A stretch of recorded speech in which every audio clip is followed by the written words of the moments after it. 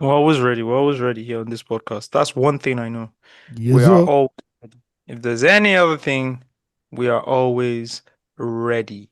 Funny enough, let me check what FC Utrecht played yesterday. I know they played yesterday, and of course, I didn't attend the game. But yes, yesterday, FC Utrecht. Oh, they lost. Yeah, it's good for you. You don't waste your money. They This lost to a this Fortuna Sittard. Do you know anything Nigerian about them? Fortuna Sittard. I only know that a family friend stays in Sittard. Mm. That's the only thing I know about That's the Fortuna club Sittard. Sonolisa was coaching in Netherlands. Really? Oh, for Yep. real? Yep. And they're now in the league. They're now in the top league. Wow. Yeah. And guess what? Guess what? This is, Uh, one of my fun games to do now. One of my fun games is when I learn about a new club or just even any club. What I do is I go and check their whole roster to just find which Nigerian plays for them, or at least Nigerian of descent plays for them, right? mm-hmm. And I just clicked on Fortuna Sittard, and one of their central backs, they played a 5-3-2 formation yesterday. One of their center backs is a person, a young man named Sean Adewoye. This is Shout out to all the very, night. I'm telling you, this is very random. His name is Mm. Sean Adewoye. That is how many. Do you know how many Nigerians play for European clubs? It is now a. It's standard now. Yeah, his name is Sean Adeoye. I'm checking his Wikipedia, and yeah, it's here. He plays for Fortuna Sittard. Prior to that, this is his first top flight football club. His youth football club, he was playing in Genk. Hmm. Genk in Belgium. Yes, Genk is in Belgium. He was playing in Genk before. He played in Genk from 2008 to 2019 youth career. Uh, but from 2005 to 2008, he played in KESK Leopoldsburg, also in Belgium. Hmm. Now he plays Fortuna Sittard. He wears jersey number 4. And yes, they beat. So he's Belgian. He's a youth international for Belgium, having represented Belgium under 15s, under 16s, Belgium's under 17s, Belgium's under 18s, and under 19s. He's most likely going to play for the national team with this Yeah. current I've projection. said it before, and I'll say it again. A Nigerian footballer will soon win the World Cup. A Nigerian footballer who doesn't play for the Super Eagles will soon win the World Cup. Very, very soon. Mm. Yeah, it's very, very possible. So after Genk, he went to RKC Walvik rather. Then from there he moved into 2024. He moved to Fortuna Sittard. Yeah, he's 25 now. He was born in 2000, and yeah, that's it. Sean Adewoye, Belgian professional footballer who plays a centre back role for Dutch Eredivisie club Fortuna Sittard. He is born to a Nigerian. He was born in Belgium to a Nigerian father and a Belgian mother of Italian descent. I Ah, trust ah. Normally, my normally. Niger. Normally, Trust my Nigerian man. yes, trust my Nigerian man. I am going to go to Sean Adeoye's Instagram page now just to try and decipher which ethnicity his father is from. I already have my. He's Yoruba now. He's not Sean Adeoye. Bro, you're saying Adeoye, you're saying which ethnicity again is he from? Actually, that was so easy for us to decipher. You see, this was my bias playing into me. The name was Mhm. staring at me, but I just felt like it was an Igbo man. So, But this was my bias playing into me. But yeah, Sean Adeoye. Okay, he doesn't have a picture of his pops here. But yeah, young man, 25 now, doing his thing. Amazing, man. And Nigerians are everywhere, man. mhm. If you, I'm telling you, there's hardly a club you look for in Europe and not see a Nigerian. I think the only club is. Funny enough, I was going to say Manchester United, and I remember Joshua Zex's dad. Ah, Orobo, You Orobo, sir. know, like his middle name is Orobosa. You know, That's a Nigerian boy there, though. that's a Niger boy there. Even wait, His but even it's his mom. It's his mom. It's his mom that is from the south. oh Not his dad. wait, His mom. even that our right back and left back that can't play ball. He's not a Nigerian. Actually, Yes, Patrick. now Dogu is Patrick Ugochukwu, abi something. Abi Chukwu, I don't know. Because I No, don't it's look at not the way Chuko. the way it It's I know looks. it's Ibosha. Chinaza Ekpere. Yeah, Mhm. Oh, Chinaza so we have Because Ekpere. two Nigerians in United. There are plenty in Arsenal. no Arsenal na God, normal now God, na the dumping answer ground. prayer. There are plenty in Arsenal from Madweke to Eze, Eze to Nwanieri. Saka to Waneri. We have Nwanieri. four Oh, Nigerians playing. Eze. Wow, Yes, that's now we true. have four Nigerians playing no that in Dogu Arsenal. plays like somebody from Eyimba. Play as if he That plays for Dogu Eyimba. knows that. But I just when I saw his age yesterday, I was like, oh, he's just 20, Yeah, he's right? just 20. You can't be too hard on him. Okay, Yeah. okay. When I saw okay, I had to Google. After I asked that question on the group. That's how serious I was. I had to go and Google him. Yeah. Now, I was why so does he play disgusted. football like this? Yeah, I was so disgusted yesterday. Oh I man, think they're exposing him he's to too young. many minutes Too as many a minutes. He's not. He's Yeah. 20. He's And too guess who early used to play now. for that? Is the is Am Agbaya that is Amorim now. refuses. No, not Oh, Amorim. The Agbaya Shaw. defender. No. There's another Agbaya defender that will only play like 20 games a season. But because he Who comes from the Dalot? same country as the coach, nobody's going to clear him. It's But Dalo now. Dalot is not a left. He's not a left footer now. That role Yeah. requires a left footer. So it's only Dogu Yeah. that you guys have currently, Okay, don't and worry. it's unfair. So we can't blame you, sir. And It's unfair. Dogu is 20, man.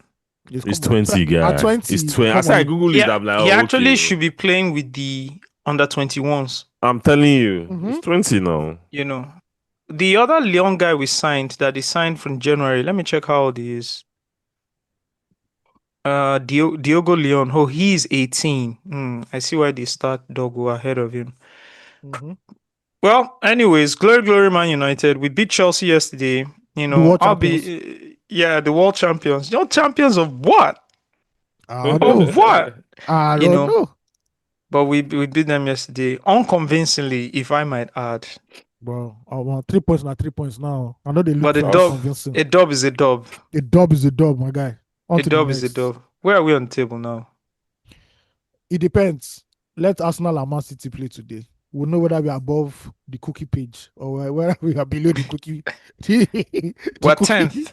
We're Oh, 10th we are on the 10th table. now. Yeah. So Arsenal and Man City will still play. So we'll be like 11 or 12. No.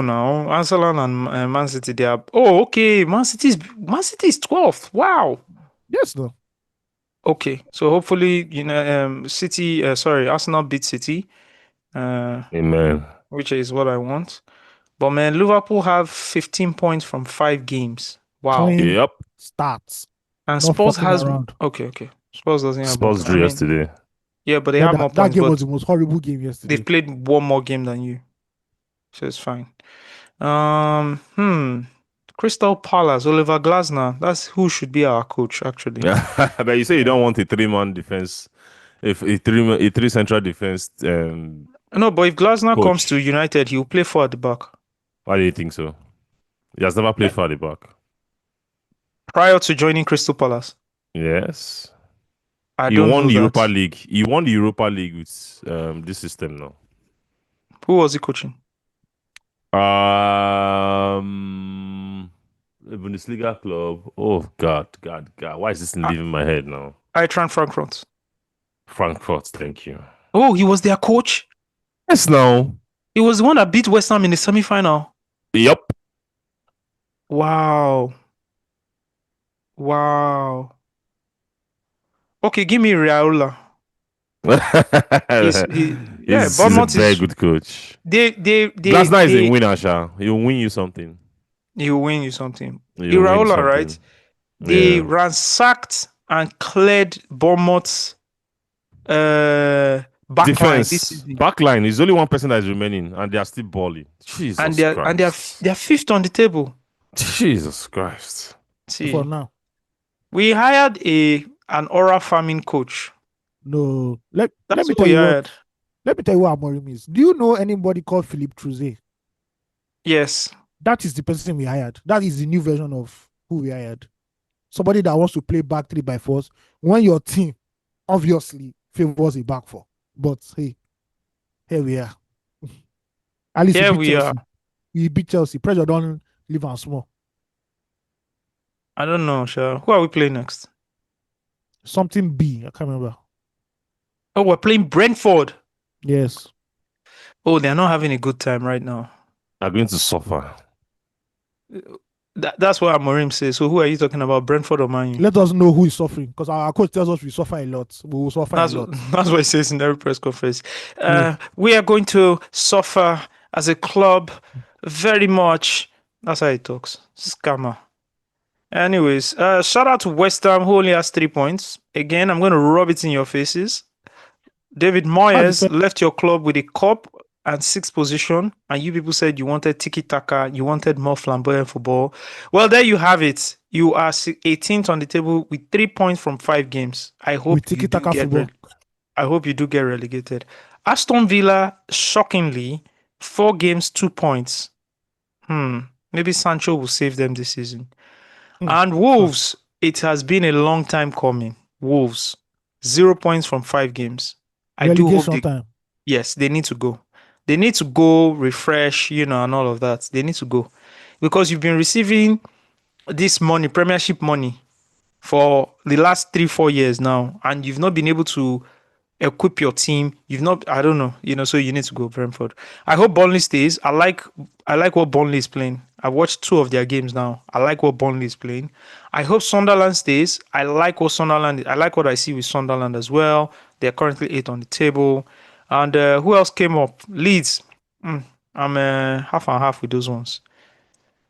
And I also don't like Dominic Calvert-Lewin, so yeah. Yeah, I don't like Dominic Calvert-Lewin. Anyways, guys, not to bore our other listeners who are not football fans with all this football talk. Let us start the show. Are you guys ready to start the show? Yes, Are you all ready to start the show? Definitely. Let's start what we have come into the room to do. Everybody did the matter.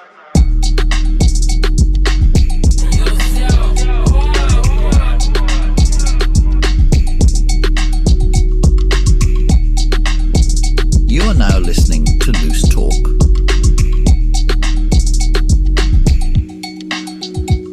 Give me lighter, give me Rizla, give me Igbo, make a spark up, make a enjoy for my mental. Everybody did the matter. Ask your daddy, he did the matter. Ask your mommy, she did the matter. Ask your auntie, she did the matter. Everybody did the matter. Check me, green line turned with the light. Spark the connect with the height. I aviate with the mic. With the big bird in the high. You see, say no be child. Mind on so many miles. Opoloti sari lo come back. Kini shori yen cost one bag. Give me lighter, give me Rizla, give me Igbo, make a spark up, make a enjoy for my mental. Everybody did the matter. Ask your daddy, he did the matter. Ask your mommy, she did the matter. Ask your auntie, she did the matter. Everybody did the matter.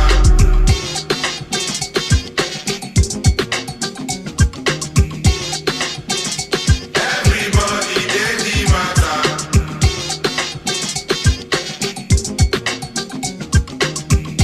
She did the matter. Everybody did the matter. Gelmo, Gen Z or Gen Z. These young niggas wanna smoke the whole cess. Gen Z or Gen Z. These young niggas wanna smoke the whole cess. Gen Z or Gen Z. These young niggas wanna smoke the whole cess. Give me loud when they make noise, eh? Give me loud when I give boys, eh? Gen Z or Gen Z, these young bloods want smoke the whole za. Tell them it's gone, as in au revoir. High court, Lafia, Gini, Oja, city team go far. Everybody did the matter, call it a collective. If you weigh the data, as in Okbo, Jabu Bairata. Everybody with the game, they the things scatter. Give me lighter, give me Rizla, give me Igbo, make a spark up, make a enjoy for my mental. Everybody did the matter. Ask your daddy, he did the matter. Ask your mommy, she did the matter. Ask your auntie, she did the matter. Everybody did the matter. Check me. You are now listening to Loose Talk. Welcome to another episode of your favorite podcast, Loose Talk. Round of applause for everybody, man. We made it, guys. We made it to another week, guys. Like your local pastor would say. What does your local pastor say, guys? I don't You know. woke up today. Some people went to bed last night and didn't wake up. Give God a resounding hallelujah. Hallelujah. Yeah, but we're here, man. We made it again. Another 7 days, and we made it again. Guys, we are in, I believe, the last week of September. Are we? No, not Rounding yet. it off, man. Bros, ladies and gentlemen, it is official. We are nearing Q4. Have your Again. targets been met? Oh, man. We'll start working up. Oh, my God. Corporate. You start working on all those presentations. Q1, Q2, Q3, Q4 presentation, blah, blah, blah. So much tension. Moving the numbers around, start making everything look as if it's good. All those corporate speak. Oh, Steve, do you miss all that shit? We can't hear you, Steve. Even though you're not on mute. But man, all that stuff, presentations, Google Drives, Google Docs, Slides. slides, making sure oh my God, this thing is not aligning with the other side. Got to make it look good. Google Meet links. Oh my God. God. Oh, can you hear me now? Can you see my Can't hear my you. screen? Can you see my screen? Oh my God. All of that shit. Wow. Yeah. Funny enough, I like it. I like, physical presentations and all of that. I think you can just give off a lot more energy than all that. Yeah. I prefer that to the virtual. You prefer it to virtual, right? Yeah. Yeah, I can stare you in the eyes and tell you, man, this is the target, dude. This is what we're able to achieve. Oh. But I never had. Can you guys hear me? Yes. Yeah, we can hear you. I've never had tension about these things. Never. Mm. Nah, never. Like I don't understand the tension. Like why? It's not the tension. It's not tension. Rather, it's the whole stress in putting everything together. It's just stressful, man. I get it. I just feel it's just part of the whole, Razzmatazz. the whole razzmatazz and stuff like that. As long as everybody just is being treated with respect, I don't see any reason to be apprehensive over giving like monthly or quarterly reports. I just do it and just move ahead with my life. But because the reason why I just took up that attitude was because the times I've like overthought these things, it kind of like affects the way I present. I start overthinking everything. Do I do well? You lose confidence in yourself because you think you're not doing well, and from there it now cascades like into other issues. So I just made a decision one time to stop caring about it. Just do the work, do the one I can do. Like especially if I've tried my best. My dad would say the thing about working hard is you have the full confidence you've done your best. Do you get the other factors are not you can't influence them. The only thing that you can influence is your own attitude to work, your how good you are, how smart you are, and stuff like that. After you've done those parts, the rest you leave it for you leave it for God. Leave it for Baba God.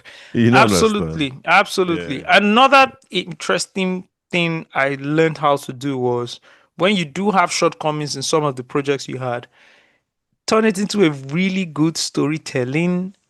Put a Simple put a good spin. storytelling A spin, good spin to it. around it, which Exactly. is, oh Around yeah, it. so we failed here, but the interesting thing we saw around the failure here, the biggest learnings were three things. Interestingly, what we uncovered was this is the demography that actually focuses more on this uses this product, and then we delved into that. Bro, you've taken them away from the You've actual taken it failure, away from the failure. and you've shown them three big key lessons that they can Yep. then build more strategies around. So like Yeah. really don't hide the failures, when highlight them, but create mini case studies in those failures, showing people why you failed there, and then what it signals to your own managers or bosses or whoever you work with is that, okay, there was a goof here. It might not even be a goof, but you failed here.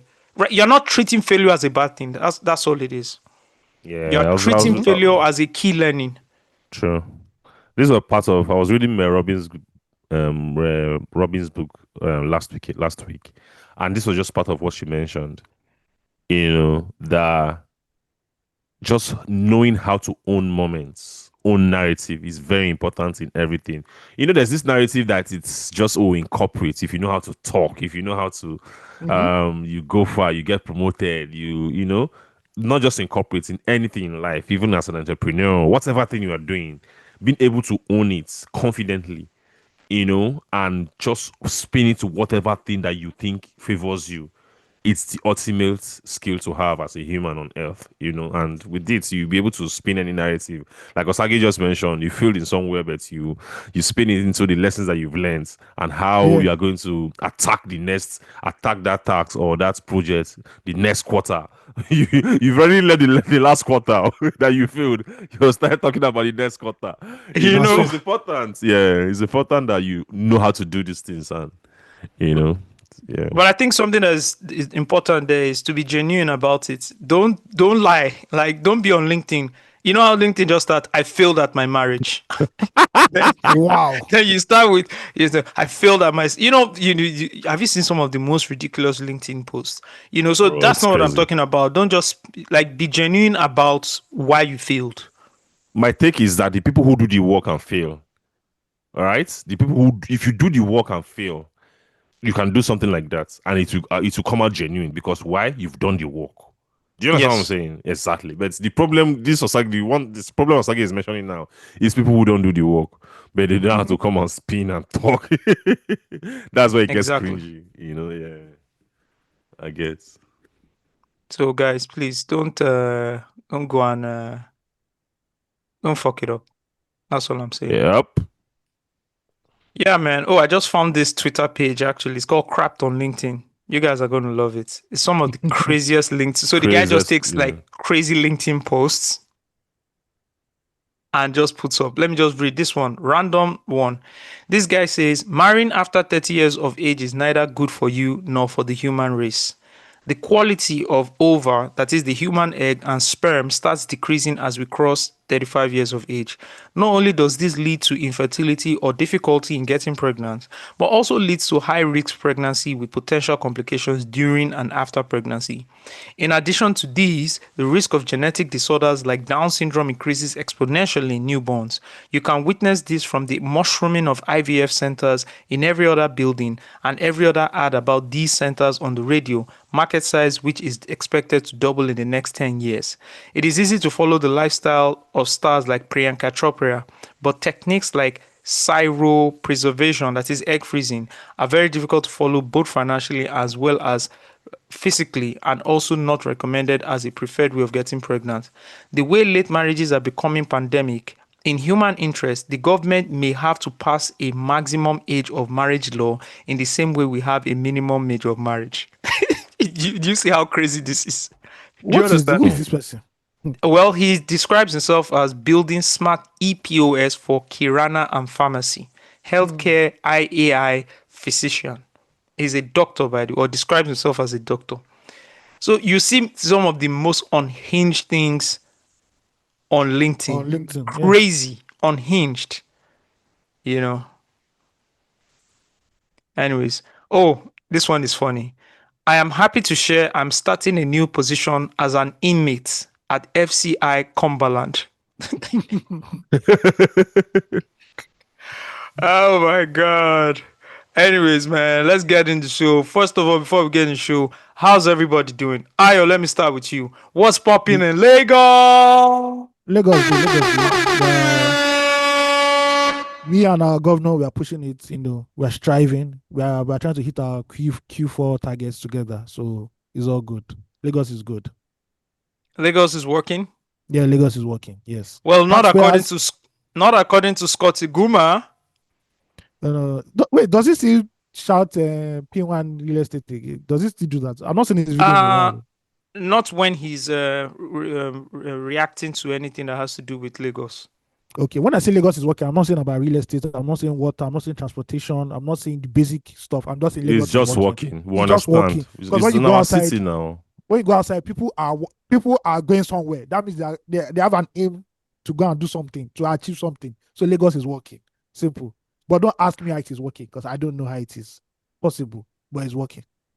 Okay, first thing I want to say about Scotty Guma, shout out to Scotty Guma. If you guys don't know who Scotty Guma is, he's like the real estate version of VDM. right? Yes. Well, to be more serious about it, he's now become a social media phenomenon. He started questioning and critiquing real estate in Lagos specifically, Yeah. right? And from there, it mushroomed into other things. He now holds the Lagos State government accountable when it comes to environmental cleanliness versus pollution, right? Yeah. Specifically, the commissioner Tokumba Wahab, who he recently mentioned on a post, and Tokumba Wahab left the conversation. You know how you can leave the conversation on Twitter. Yeah. So Yes, you of can. course, yeah. He left the conversation. Wait, So, do you have the right to leave the conversation? I can take you to court. yeah, that's another. Yes, he can. If Go he wants ahead. to. Yeah, Go I can ahead. take. You can't block me. So now you're But leaving the remember, conversation when I mention you. but remember that the name Skotuguma doesn't sound like an indigene of Lagos State. So we know Oh where we are going to. We know where we are going to. That's true. Let's listen to the 1 minute round. First of all, I'd like to say Scotty Guma is also looking really dapper of late. His skin is looking fresher. He's wearing, you know, more urban centric outfits. I In think a he has a drip. stylist. I think He's he I dripping think now. he I think he has an official style. That's the thing I like about influencers. When you start, you just start off being like the man of the people. Like you just start off being like every other random person. And that's what makes you go viral. Then from there you start to brush up your look. Probably has a stylist now. See, we just see him sitting in the car. We don't know the production that goes into this thing. There's We probably a don't know that there's a stylist whole out there. team. There's a lighting guy. There's a producer. There's a director. There's a whole, all we just see is Scotty Guma. So round of applause for the Scotty Guma team.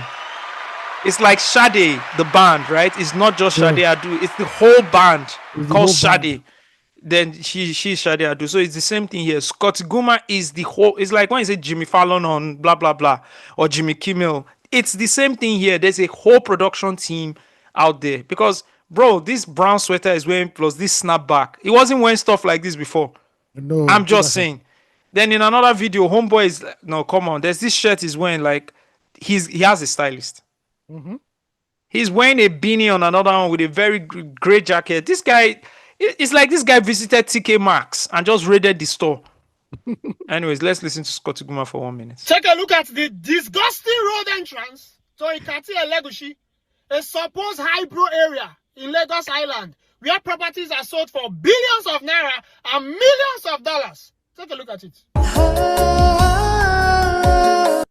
So he now shows the video, you understand, footage, then puts this crying Nollywood, sad Nollywood story. But man, like this is crazy. If you look at So the the road is entrance to bad. your car, no, it's not just the road. You have pepper The sellers on the entrance. road. It's terrible. It's terrible, fam. Like, let's keep it a buck, right? But let's get back to Scott. So you mean that I will buy a property or a house in Ikate for 2 billion naira? And this is the gate entrance I will use to go to my 2 billion naira house. We are insane in this country. If we see this kind of things as normal, then we are all insane in this country. And if you see this as tribalism, then you are more than insane. Honestly. Sometimes I wish we could go back to the days of Governor Fashola, when Lagos was clean, when there was environmental sanitation and environmental awareness in Lagos. Now, to the governor of Lagos State, Governor Sanwo-Olu, with all due respect, sir, Lagos has been very dirty under your watch. Your government has paid little or no priorities when it comes to environmental sanitation and environmental cleanliness. You've paid little or no priority to it. You build and don't maintain. You build and build, but you don't maintain. And even the structures and infrastructures that the past government built for you, you also did not maintain. Look at the Osagie terminal. No maintenance. You build, but you don't maintain. Now to the Commissioner of Environment, Honorable Tokumba Wahab. Whether you accept it or not, you only started working a few months ago. Prior to that time, you were not doing so much of a hard work. So right now, you have a lot of backlogs to do. So please, sir, to the Commissioner of Environment, Honorable Tokumba Wahab, you have to double up. We need the environment of Lagos to be clean and spotless. We need petty traders off our roadworks and sidewalks. Thank you very much, Scott Guma. I love how Nigerians add S to everything. Just backlogs. You just add S to everything. Everything. As Yeah. long as you just think it's plural, you just add the X and let's Just go. add it. It's fine. Let's do it. Nobody go flog you. Nobody go cane you. Yeah. You understand? Anyways, I think he had a point there with environmental sanitation. Ayo, do you think we should bring environmental sanitation back? It's not even the issue, right? So what I want to even highlight in this video, right? Is this the job of a state commissioner or your local government office? First of all, because I don't see why Tokunbo Wahab should not be going into a nook and cranny of a street in Lagos. So if you're overseeing governments, but we know that local governments have not been financially empowered, so it still has to go back to the state again at the end of the day. So that's my own thought, sir. If you're a commissioner and you're in charge of, you're overseeing a portfolio in Lagos, even when you're not directly, responsible, I think you still have the task of overseeing, speaking to the local government chairman, the local councillors, all the stakeholders, through the process to ask them what's going on, and you have updates, you have an overview of what's really happening. Yeah, it still falls on your table. Yes. It's still the same framework, Yeah. But I have two things to say about this guy, right? I can't remember the last time I watched this video. I would say two things. One, he's a content creator, so he's creating content. So I really don't. Even when sometimes I see the sense, like I see like I'm with him. I see the point of view. I just feel, this is a performance, so I just move on. But I think to the criticism that he gets, especially from the supporters of the Lagos state government and the Ronu movement on Twitter. I think the thing that confuses me is I'm thinking about the time I supported like a politician or leader. I can't remember a time because I'm not that stupid, except because I've never benefited personally from these people. So I never had any cause to carry any politician or any leader on my head. But let's just say I'm a huge fan of, let's just say Peter Obi becomes president because I voted for him in the last election, right? And do you think I will be mad at his critics? Like, do you think I'll take offense anytime I see someone very, very overly like critical of him on social media? I won't. You know why? Because I believe these things are needed to put leaders in check. Just imagine we have a leadership in Nigeria and everybody is a supporter and nobody is an opposition. What do you think happens? So it befuddles me when, like, it confuses me when I see people who are just really, who hates any sort of opposition whatsoever, opposing ideas, opposing like criticism, whatever it is. Once it's coming from opposition, you see this sort of intense hate from a particular group of people. I don't understand it. If you truly want Nigeria to be better, if you truly want your society to be better, you don't treat opposition like that. You welcome it because that's how you put your leaders in check. Do you get? No matter how you see, sometimes the guy might not have a point, but as long as he's constantly putting pressure, firing the leadership. Do you know what it is for a leader, a governor, a commissioner, a president to know that people who are responsible, like that people are calling for accountability, people are calling for exceptional leadership? That's how you put these people on their toes. I don't understand the intense hate that opposition gets in Nigeria. I don't get it, to be very honest. And, it becomes a bit more ridiculous when the opposition to opposition is seen through tribal lens. Yeah.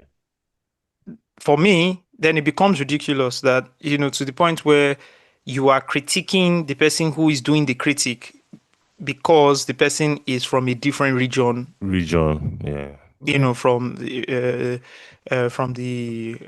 from whatever state or whatever. Do you understand? Yep. Yeah. You don't see as much intense pushback when the critique is coming from the same, coming from someone from that region. From the same region, yeah. You don't see it. If someone like what's his name, the guy, the finance guy who's a writer who stays in the UK. Double F. If Double F wasn't from the Southwest, he would have more critics. He will have more pushback. But when he True. critiques the government, when he critiques, whether Lagos State, whether he highlights, the governor's wristwatch and shows that this guy is rocking over $100,000 wristwatch on his arm, he doesn't get as much intense hate or criticism or pushback from Yeah. people of that region because he's from the same region. So He's from the same you start to region. look Yeah. at the original motive behind it. And specifically to Steve's point, right? When someone critiques a governor and you are the supporter of that governor, I would expect you to come back. I would expect your pushback to be directly tied to what the original critic said.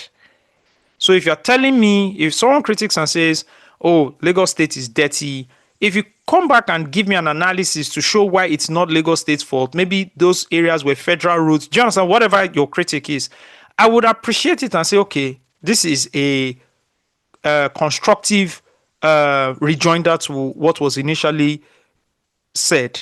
And then you can start to see meaning behind it. But there's I agree. nothing like that. What we just see is vitriol. What we just see is tribal abuse. What we Thank just you. see is bigotry. And then the original point that was raised has been swept under the rug. Thank you. When Okowa became the governor of Delta State, so PDP owns, like, PDP used to own Delta State, now it's APC because the PDP framework has moved over to APC. How, like, being a governor in Lagos, in Delta State, means you are unchallenged. Like, nobody talks to you, nobody challenges you because the whole state is under a single party. Do you get? You just have like sprinkle of opposition here and there, Yeah, Ogboro, pockets, spot yeah. like that, pockets. When Okowa became the governor, there was this huge, like, a lot of like critics emerged from the riverine side, like the Urobos, the Jaws, and the Shekiris, right? And they started putting fire on Okowa. One, mainly because of tribe. There was this accusation that, oh, now because he's the first Delta Igbo governor, he's focusing on the Delta Igbo parts, right? That's the Agbo, the Asaba, and the Okwanis. Do you understand? There was a lot of criticism from them. I remember a guy I used to know in school, Wilson. He was, every day I go on Facebook, I'll see him complaining about. At first, I attacked him. I'm saying, oh, all of a sudden you've not become a critic of like the governor of Delta State just because he's not from your region. I accused him at first, right? Because that's what I thought. And I thought about it again. I said, oh, you know what? It's not a problem if he all of a sudden becomes a critic of a governor because the governor is not from his state. As long as he's a critic, he's good. I remember a time where he was sponsoring people to go and protest at the government house in Asaba over like a bad road in Warri. I contributed money to him because I saw a sense in what he was doing. There's a purpose. There's a purpose. I contributed money. He was asking for funds on Facebook. I took the back account. I sent money to him because you need critics. This is somebody who first thought that, oh, because this guy is not from your region, that's why you all of a sudden you become a critic. When Oduaga was governor, I never saw one complain from you, but all of a sudden, the first Delta Igbo governor, you are complaining. I accused him in his comments, but I had a second thought and said, you know what? It doesn't matter it does not matter why someone is a critic. Criticism is good for a government, especially for a context, a Nigerian context where everybody usually supports the person in power, right? You have to empower the critics. I sent money to him. I contributed not once, not twice. Anytime I see that he has a cause, a genuine cause, maybe he's going to protest at a rally, he's going to protest at, and he's asking for fund, I'll send the small money I have and I move on. Because of my understanding that in the democracy that we want to have, it's impossible without opposition. Impossible. You know?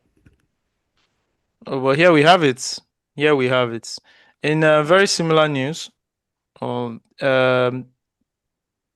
Uzo Njoku was invited to speak at TVC. Yeah, shout out to them. They suddenly remember the correct spelling of Owambe. To I'm explain so proud of them. and just discuss and explain her exhibition and debunk all the rumors. If you guys don't know who Uzo Njoku is, we broke this down, I believe, on the previous episode. She is, I believe, a Nigerian American who is working on an upcoming exhibition, and she titled her exhibition It had Owambe, in the title. And from there, um, how will I describe these people? Because saying Southwesterners disagreed is a lie, It's a lie. right? It's a lie. It's Yeah, a that's lie. a fallacy. Yeah. A group of A group of bigots. people, yeah. Yes, a group of It's bigots. sponsored, yeah. Who hide Yeah. under the fact that they want to promote Yoruba culture. Yes. Now started attacking her online. In fact, put out a petition that was signed by 10,000 people to try to stop her from running her exhibition just because according to them, she mistitled a Yoruba word, replacing N in the word with the letter M, right? This word is Owambe. It has been titled Owambe. It has been spelt as Owambe for decades. All of a sudden, they remember that that is not the true spelling. And then because of that, she's trying to rewrite Yoruba history. And then they put out a petition. They also reached out to the Lagos state government. They reached out to traditional rulers. It became a very big deal. So TVC, which is obviously affiliated with the president, as is rumored that he is also a shareholder or part owner. We can't confirm or deny this. And has also been accused, this television station has always been accused to be leaning towards a certain political party, right? The APC, in terms of their coverage, in terms of the kind of people they've interviewed, etc, etc. They invited her over to, just talk about our upcoming exhibition and just debunk all the rumors. The topic on their social media banner is Owambe exhibition programming. They spelled the Owambe as Owambe, replacing the M with an N, trying to align with these so-called bigots. However, someone, apparently Kikimodi, even did a screenshot. You know what she did? She went just back into recent history and just pulled out screenshots of when this same TVC television station, right, spelled Owambe with the M. So there was this one, Meet Chris, the authentic traveler. The guy who loves Nigeria Owambe and Puff Puff, spelled as Owambe with the M. There's another one here, Owambe recipe, party jollof and crispy chicken, Owambe praise on TVC, all spelled with the M, by the way. Another one, how to attend and enjoy an Owambe properly. This was eSplash, hashtag Nollywood Gist. And the last one I see here is also eSplash. See different types of people at Owambe. Hilarious, 5 types of people at Owambe. So interestingly, this TV station just remembered that the spelling, this is a failed case of Mandela effect, right? This is what they're trying to do. They're trying to tell us, and shout out to archiving that went into the archives and pulled out numerous articles. I don't think they saw one with an N. There's Everything nothing was with an N. Nothing. So right now, what is happening is somebody can, and this is what we're just talking about. This is not constructive in any way. Do you know, I would have appreciated if these people came and said, hey, this thing you are trying to do, right? This story you are trying to tell, it is not the proper story. This is not in line with the historical facts from this region. You are desecrating it by creating something else that does not exist. Do you know that will even be a more constructive criticism of her exhibition? And then you can even see some light into it, even though it's agenda based, right? It can still be agenda based, this thing. And we can still know there's agenda based, but you can look at the crux of the matter and say, oh, you know what? They actually have a point. Even though in the grand scheme of things, does it really matter? You can argue that.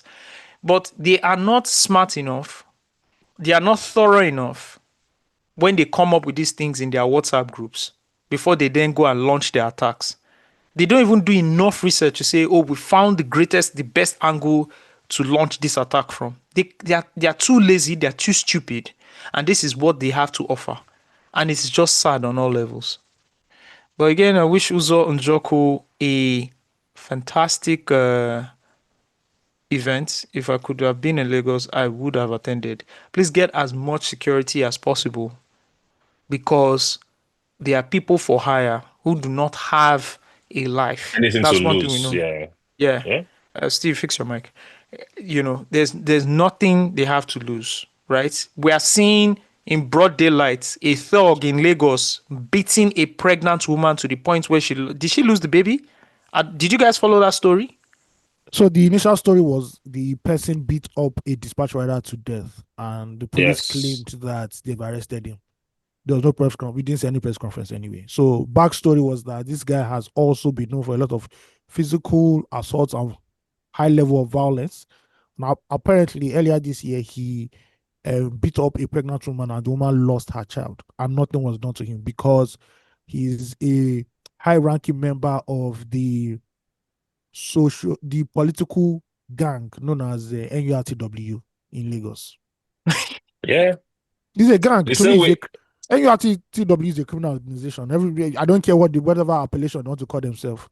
They have not shown, they have not, in the years of their existence, according to me, at least for me, they have not done anything to help road transport in Lagos.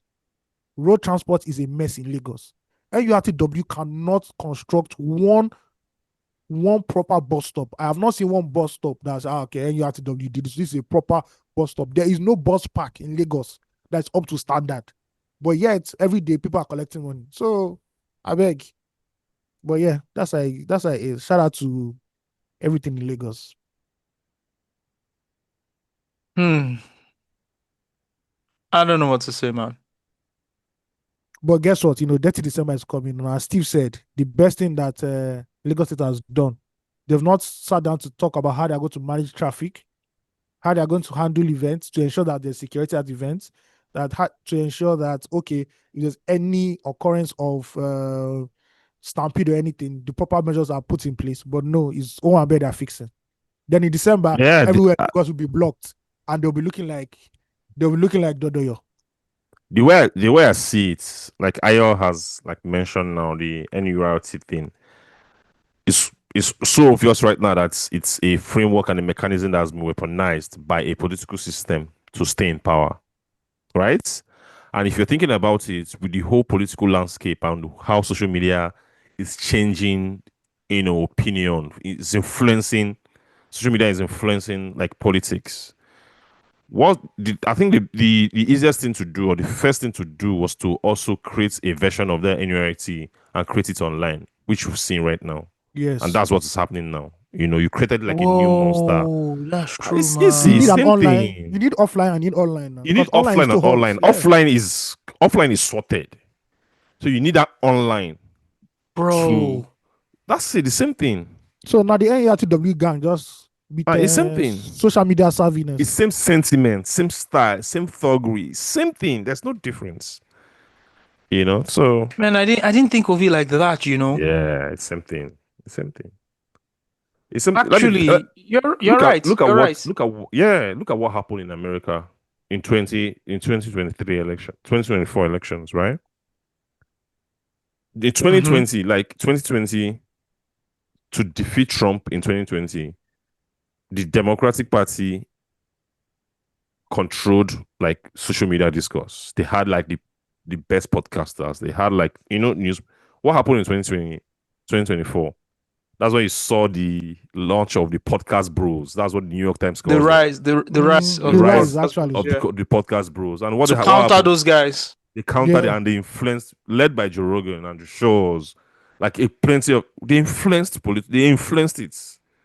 That's just what you've seen in Nigeria, because it was the what they call them, Positive America bros, guys, Positive the America other guys, those guys in 2020. Yes, yeah. Thank you. And you remember COVID, they got so much influence, and they influenced the election so much, especially in young people. And so what's the first thing happened. they did?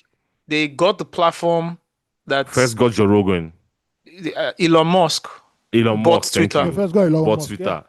We saw what happened in 2020 where they silenced some stories on Twitter. Remember the Hunter Biden story? Yeah. that you could not click this. You could not click a story. Yeah, link. Yeah. You're deciding. Yeah. But the difference. Yeah. The difference is that you can see how both parties in America are raising up intellectual discourse, whether it's from the right or from the left. Based on, Mm. the Based on ideology ideology. of the party, yes. These ones are not. This one is they're carrying guns and bullets and big sticks offline. They're online. They are hitting you with the most They're vile bigots. Yeah. bigotry language ever. Nobody's saying, "Oh, Who would you say is like the pro APC, pro government media influencer that does it the most constructive way? Who would In you point to? Nigeria. Yeah, in Nigeria, who would you point to? Like I- we have a lot of whether it's in the media space, like journalism Yeah, space, sure. or not, like the David Ondens, Fisaya Show on Balls, etc., right? And you have just general people who just write and say, "Mel, like the double Fs and all these guys who critique the government, right? Who do you say is pro-government and you listen to and is constructive? And once the person talks, you want to listen to, because the set you have now are the Renault mockeries, right? Who's like a total nuisance, right? You have to be intellectually dishonest for you to be on the government Yes. side in Nigeria. Fine, You have to be. fine. Yes. Okay, even if you are dishonest about it, You still have to be. There's can still I? an Who is the intelligence Candice to it. Owens? Who is the Candice Owens on APC side? Because see, you Give me listen to names. Candice, I listen to I can't Candice think of speak at anybody. times. Candice says some things, I'm like, okay, makes sense. It Then makes Candice says some brilliant things, and you're like, arguments. she's saying bullshit here, but she's trying to bring some She's facts around it. articulating it. Yeah. She doesn't Asake, you sound know like the Renault difference? mockery. you know the difference. You know the difference. Yeah. Whether you are Republican or Democrat, right? Those parties were established to help, at least politically, to help the Yes. American citizen. They Yes. have done work. Republicans Yes. have done work. Let's Yes. not make people look like villains. Democrats have done work. It's just a disagreement of It's just a difference of ideology. of ideology. Yes. In Nigeria, there's no difference of ideology in politics. It is I am a It's the thief, same thing. I want to steal. Oh, it's your own, oh me, I'm a thief too, but I want to steal. Let us talk. So there's no ideology. What is the ideology APC is found on? What is the ideology? The ideology Nothing. was that it was time for Buhari to win election. Let's merge. Yeah. They win. Yes, it's true. Yeah, I get your point, because I'm just looking at it like look at special assistant on media affairs, right? Ortega, right? For me, like when It's Ortega was ridiculous. working at Boa, right? Amazing guy. I looked at him in terms of like comms, corporate comms. Do you understand? Amazing guy. And then he gets in here, and one thing I just noticed is that it's so bad that you sound ridiculous trying to support it. Yeah. So that's what Do you understand? happens Whether in- you are trying to convince us why we should use CNG, and then you take influencers and Afrobeat artists to India to tell our stories, or you are trying to convince us that it's easy to buy a car as someone who earns minimum wage by taking a loan. Do you understand? Like Yes, every yes, yes. support or every counter of criticism sounds ridiculous. Mhm. And so we don't have one person now that speaks pro-government. At least we used to have a jury, right? Yes. And a jury, I think they miss a jury. And I don't think they should have fired a jury. He was apparently he said he was leaving. So If you guys don't know who I'm talking about, it's a jury in Gelali, right? A former, he's a broadcast journalist, and he was a former speaker. Senior special assistant, official spokesperson. Let's just put it like that. But then he Maybe was let go. They recognize this now. That's why the APC youth leader is looking for propaganda. Didn't you see that tweet? Yeah, I'm going to get to that. But yeah, just to specific on how Ajuri did leave his government role. He resigned indefinitely from his role to address medical issues affecting his immediate family. However, news outlets in the country have reported that his resignation was out of fear of being fired. I think they miss Ajuri in Gelali. Like Ajuri, do you watch his interviews? Especially from the the Buhari era, right? Like he's saying 100%, he's lying basically most of the times, right? But he sounds very convincing. And this is not just because he speaks English well or he knows how to articulate himself. He actually concocts this thing. And if you're not smart enough, you actually start to believe what he's saying. But at least he sounds smart. The APC, yes? But why do you need somebody like this when you know you're not going to do anything in office? And you know that most Nigerians don't basically care. So why do I need Or a you high level thinker? or you just pay bigots who will just bully you into Let's see. We submission. just bully people. That's it now. You pay That's them all now. online and offline, and that's it. The reason why I won't hire a jury if I was an APC minister or something is okay when we want to do international relations, just to speak Oyinbo to the white people. But if I'm speaking to my fellow Nigerians, bro, I just any lamba. What it concern me with, bro? I know they, it is what it is. It's not as if Nigerians themselves. When my I'm state not- governors are promising me 2.5 million votes, why do I need to convince anybody? Yes, and it's not as if Nigerians are asking for better governance too. Nobody's demanding for this. So why do I need a propaganda machine who's on an intellectual level when I know I can play the cards of religion and tribalism always, and it will work? Sure, banker. That's what card. If they block any pick 3, pick 5, what card go boom? You block anything. So why do I need all this talking for? I don't even need to show up for debate. Your president is not coming up for any debate in second term. Nobody shows up for debates. Yes. That's how what bad are they it is. debating about? They're not debating about anything, and the electorates are not even asking. You're what they right. represent. So You're right. It's a clear message from the start. If I'm not showing Yeah. up for debate, it just means this whole thing is not up for discourse. there's nothing for this. Why are we talking? Simple as that. Fair enough. Okay, I'm on Dio Israel's Twitter page. I want to read what Steve was talking about. But what caught my attention now is Dio Israel's banner, the banner on his page, on his Twitter page.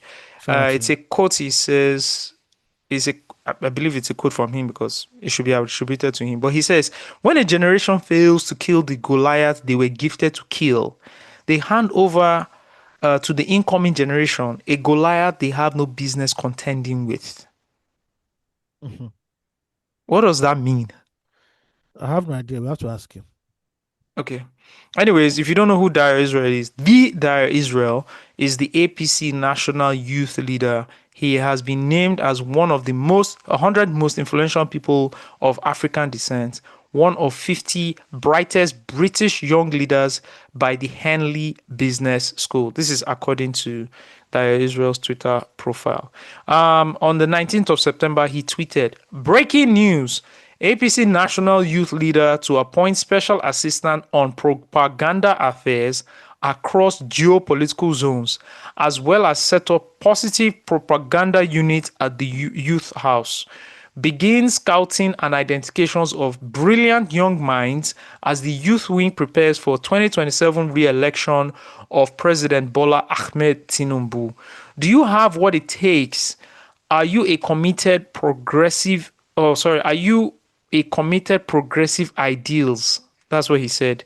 "Do you believe in President Bola Tinubu? Then send your profile with a short video of you in action or your write-up with a cover letter to info@youngprogressives.ng with the subject Agents of Positive Propaganda.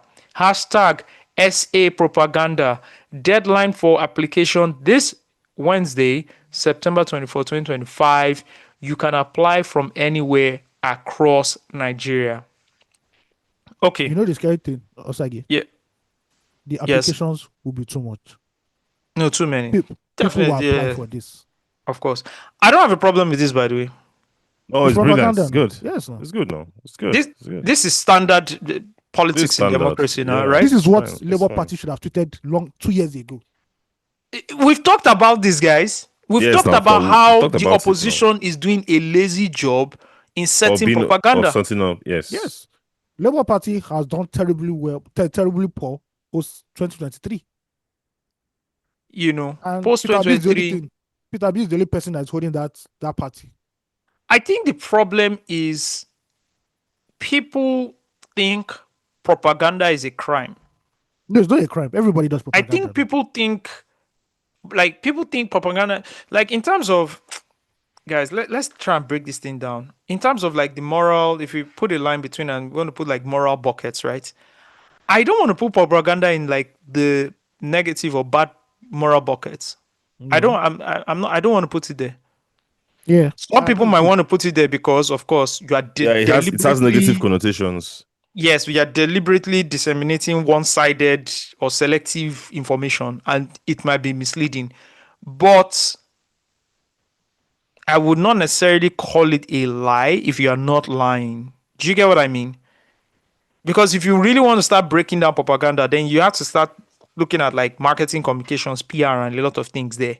And I know there are agencies there that kind of curtail um, the excesses of like marketing and comms, right? You have like Of advertisements, false yeah, advertisements. yeah, you understand. But in terms of propaganda, right? First of all, let's define what it is. Art of communication in which an interested party attempts to gain supporters for its ideas. In football terms, you dey set agenda. That's it. That's it. Yeah. So this is clearly needed when it comes to politics. And it is welcomed. It is not frowned upon. It is even welcomed by your adversary. What you do to counter it is also set your own propaganda. Yeah. Right? And I see right now, and this is where I want people who get mad at this government or this political party that is ruling. I want to see the energy shift to the people that you support and ask them, how well are you doing to capture 2027? Because as you can see, the incumbent already is gearing up. They're ready. They are ready. The guy said in all across all geopolitical zones, they want to set up special assistance on propaganda affairs. Now, are they going to overdo it? Are they going to lie? Yes. Definitely. Obviously, they have to lie. That's why you need propaganda again to propaganda. To push back. Yes, exactly. You propaganda, they call it Ojoro cancel Ojoro. They don't say the thing they come. So to the quarter now, let's get ready. And I'm not seeing any. And I've told you guys, right? The opposition has content for days. Bro, when it comes to this propaganda. Content for. Tinubu is a content machine. He knows this thing. If not content, he's Sabian. Leave out. The opposition has content for days because this government has fumbled a lot of things. They can sit on each ministry and just start firing. But it just shows me something. You know what it tells me? What? This is the message I get from APC's opposition. The message I get from APC's opposition is that we are not going to do all these things because sincerely, Osagie, when we do get into power, I don't think we are not necessarily doing worse, but I don't think we're changing some of the things that we can potential critique rather. Mm-hmm. So we're not going to mention all these things. We're not going to mention how bad the schools are because honestly, when we do get into power, we really don't want to fix the schools. Mm-hmm. That is the message you send me if you can't critique some of the most absurd things that this government is doing, whether on a state or a federal state or local level. Because when you and your guys get in there, you are not fixing much. And then people can't call you out on it because you didn't even mention it in the first place. That's my own submission on this. I agree. All right, man. Should we get into it? The new Nigeria Tax Act, taking effect on January 1st, 2026, has gained and generated a lot of conversation online, right? So this tax act consolidates old tax laws, introduces a 4% development levy on company profits, raises capital gains for companies, enforces a 15% minimum effective tax rate, and updates personal income tax bands, all geared towards widening the tax net and reducing reliance on oil revenue. Dangerous, as some people are saying. But guys, if you want to diversify the economy and say you don't rely so much on oil revenue, it's fine. Yeah. My issue is that how do you continue to tax poor people? And you do not give them the avenues or the conducive environment for them to earn more. That's my issue. You can't keep taxing the poor. At the end of the day, you're going to bleed these people to death. So let's see how it goes. I have a trust issue with this particular administration. So if you are taxing us, has the president addressed the nation in a 30 to 40 minute speech, showing us clearly the revenue that will be generated from these taxes and where they'll be going, and give us timelines where we begin to see changes in these places you want to put the money in? Have they done that with the money they made from subsidy? No, let's say that one a mistake. Say they know that and they were still new. They still not new. They still. Where is that subsidy money? The governors, they share it to governors. They share it to governors who are now. I find it extremely difficult to embrace the idea of more taxes in a country like Nigeria, Yes. right? Not Where, Switzerland though. as Nigeria. Aya has mentioned, accountability is very scarce, and corruption is like entranced into our like existence as a country. Daily lifestyle is sure that Daily. Do you get? So there's been this conversation on X, and you guys have seen it, where people are arguing for or against taxes, right? Paying higher taxes, paying taxes is not a problem because we understand that is our way of contributing to like the development, national development, right? But in Nigeria, I'm not open to paying more taxes to fund, longer convoys for our governors. I'm not paying Yes. taxes to fund Expensive inflated trips. budgets for the House of Assembly. Do you understand what I'm saying? Like, I'm not going to pay higher taxes while I'm still buying fuel for my generator for electricity, or I'm investing in inverters because the national grid is unreliable. Do you understand what I'm saying? Like, I'm not going to pay tax while also spending huge amount of money on car maintenance because of the terrible roads that we have, right? I'm not going to pay more tax while I'm still going to face harassment and extortion from our Nigerian police. I'm not going to pay tax when our public transportation system is not reliable and is not conducive at all. I can't pay tax. I can't pay more. You can't ask me to pay more tax because there's no record. There's no record of excellence. There's no record of accountability and efficient spending of public funds. I'm not going to pay tax when my governor is wearing a $1 million wristwatch. Let's be honest with ourselves now. Like, we don't have that. The political system in Nigeria has not been set up to garner that trust that requires me to pay tax. It's even unconceivable that we are even thinking about this idea. But I'm telling you, like, that's everybody's the about word. to learn. Unconceivable. Yeah. Like, everybody's about to learn what it is to be a Lagosian in Nigeria. You people will learn. And we told them. Actually, that's what it is. It's the Lagos playbook. You will learn Yes. now.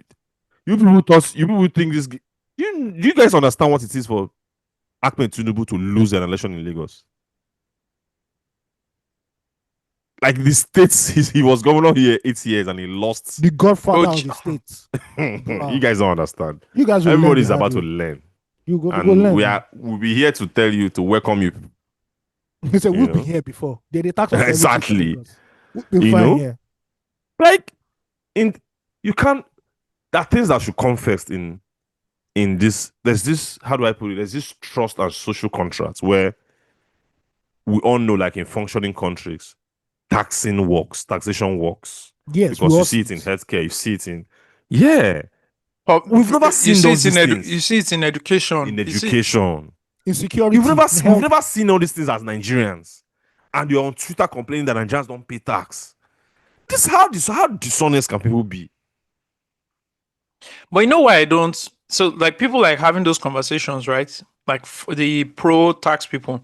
Yeah, I don't. I like I gloss over their comments, right? Because it's not genuine. You see, it still goes back to what I was talking about. I want to see someone who genuinely feels we should that be we need taxed to pay more. tax.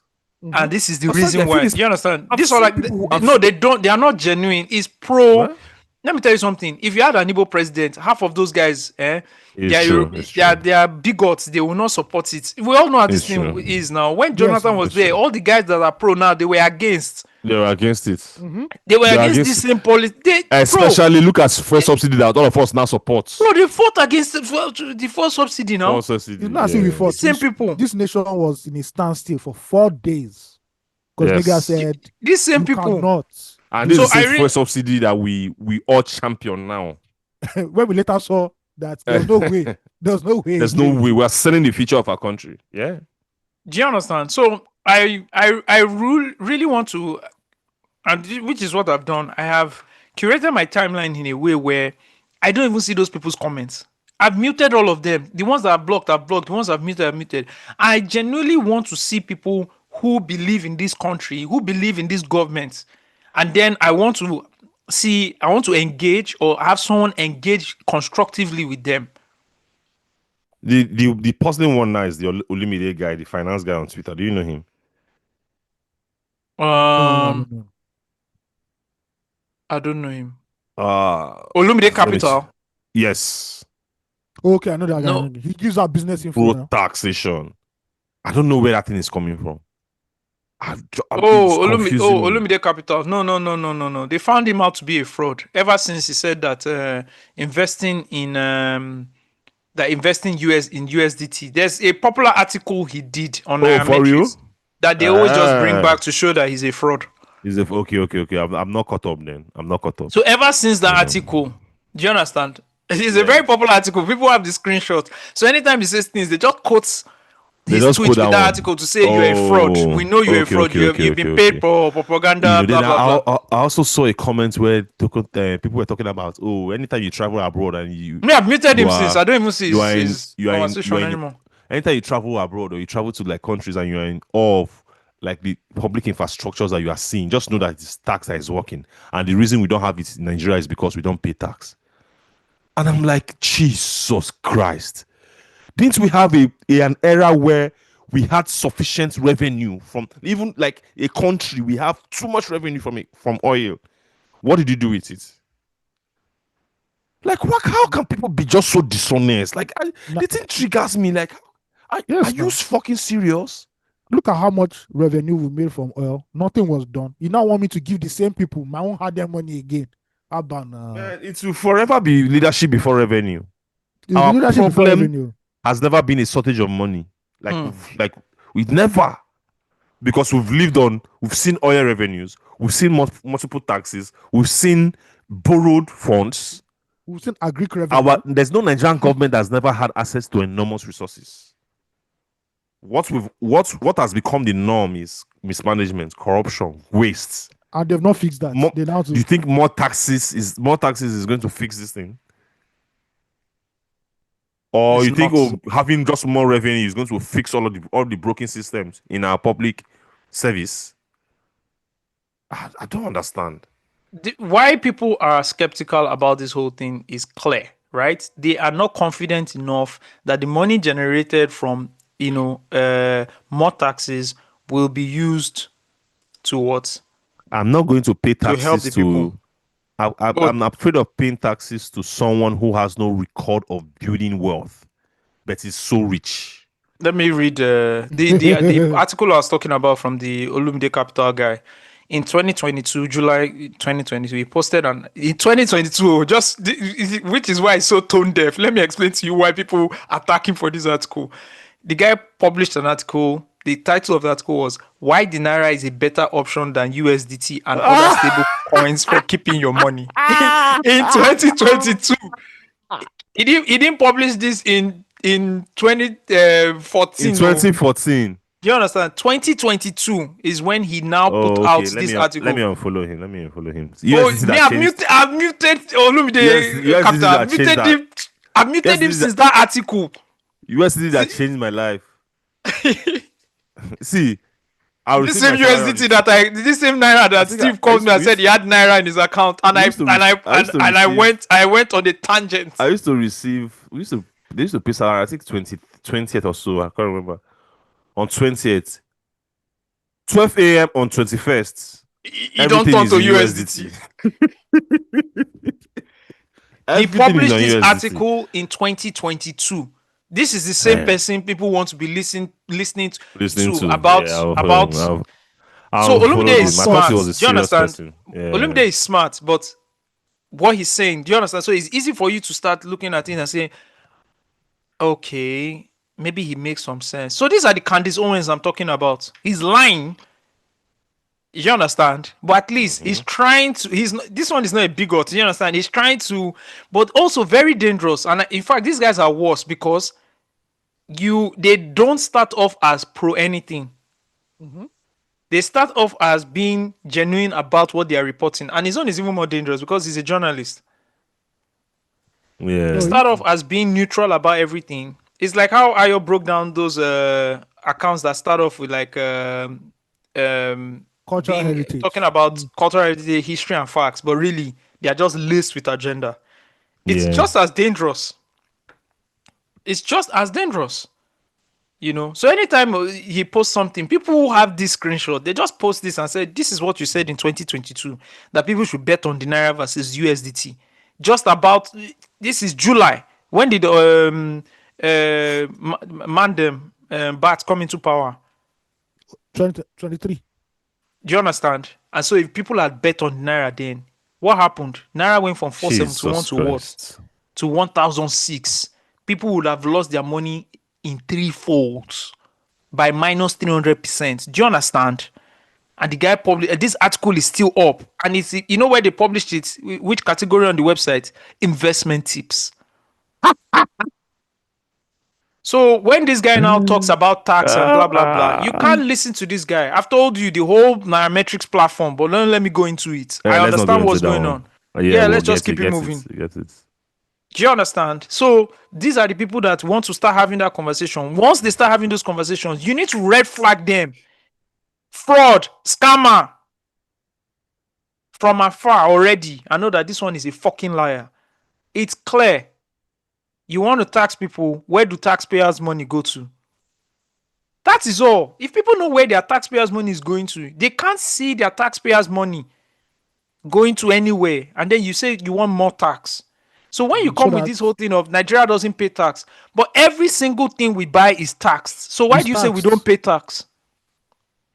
This whole concept of, Nigerian businesses don't pay tax. How much are Nigerian businesses generating? It's also another fallacy that we create, right? Nigerian businesses don't pay. The roadside welder or the roadside the organizer. do you understand? How much does he make? Your local baba. The local government just dropped 1 bill again at one of our stores now. Just dropped bill. I can't wait to just stop this store thing. I know what I'm waiting for. Nigeria. Man. Man said you should invest in Naira above USDT and other stable coins. People would have died if they did that. Jesus Christ. Steve no go even do where he did now if he did that. Do you understand? You should look at this guy and say, you almost kicked me, you almost didn't let me travel. If I had taken because guess what? People took his advice. Yeah, people must have taken his advice now.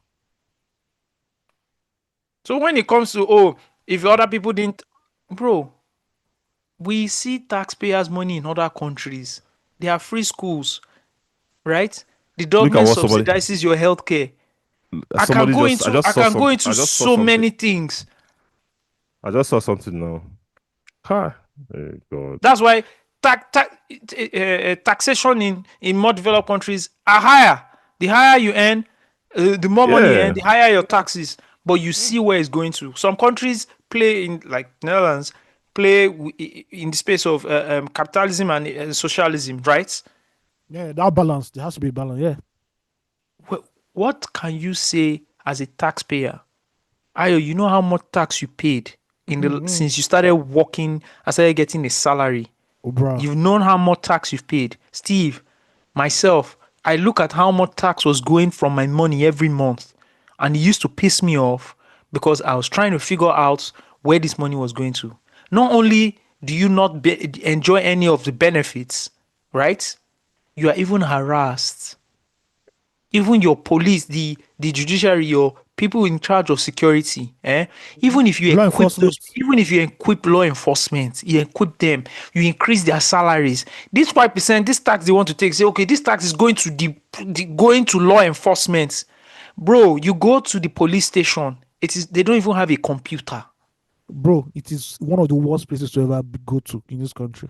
There was a picture of a police station in Lagos that was circulated Lagos, recently. Can you imagine where other places will be? Did Lagos, you guys see it? No, I didn't see it. I better send it. Sometimes I just you didn't see that Nigeria. Picture. Let me. I will pull it up for you now. Go ahead, Steve. You are looking at Nigeria. I just look at Nigeria. Atiku is so wealthy now. Just off being head of customs for how many years and vice president. Yeah. Those are things people want to do with my own tax. Wealth without enterprise. Wealth without benefit on your locality or your state or nah, man. Wealth You've not without built enterprise. You've not built communal wealth. You now but you are stupendously rich. You now say I should give you tax again. Where lawmakers are enjoying the lagis, and then you say what? We should contribute more because people need more. Contribute more for what? Let's even break down what the NTA, that is the, what they call it. They're calling it what? The Nigerian Tax Act. What it covers. Top up tax. So it imposes additional tax on Nigerian parent companies to meet a global minimum effective tax rate. That's a lot of money, right? Controlled foreign company CFC rules. Taxes on distributed profits of foreign entities controlled by Nigerian companies. Minimum effective tax rate applies to certain large multinational groups with Nigerian operations. All income for multinational and high turnover entities must meet a 15% what do you call it? Effective tax rate, ETR. Now, expanded interest deductible limits now applies to all connected party agreements. Free zones retains tax exemptions for the exports up to 25% of sales, etc, etc. Lottery and gaming. Oh, interestingly, I was talking about this one in the group the other time. They're coming for your niggas, yeah. Lottery and gaming now taxed under the general corporate income tax regime with defined deductibles, petroleum sector reforms, mining sector, stamp duties, VAT reforms, fossil fuel surcharge, economic development tax incentive. This one replaces the pioneer status incentive with a stricter credit-based framework tied to investment size and sector priority. So the key changes to corporate tax in general considerations: tax rates, minimum effective tax rate, CFC rules. We can share this. This was published by EY, and it really does break down, everything. So you guys can check this out. Basically, you're going to squeeze more people, and it's a shakedown. It's a shakedown. Let's just call it what it is. It's a shakedown. See, I don't have a problem if you're increasing this, and then we are seeing the benefits. Oh, there's free school. Do you know that if people can go to school for free, primary and secondary school? At least primary and secondary. Primary and secondary school, if people can go to school for free, and not just for free, not just because the school is crap, like proper model colleges. Yeah, that you won't say, I don't think I even need to go to university. Let me go to another higher institution just to get a career. And if do you understand? Possible, yeah. Model colleges that meet the standards. Technical colleges. All those kind of things. For free. If you were training those people for free, equipping them for free, I don't think people will be mad at a tax increase. Of course, there will be pushback, but the simple problem why people run away from these things. And I saw another person's tweet. He said, all the banking of the unbanked that was done in the last 10 years, they are about to undo everything because you only tax people that are in the system. Yes or no? Now. People now start asking for cash payments a lot and just put it in their house.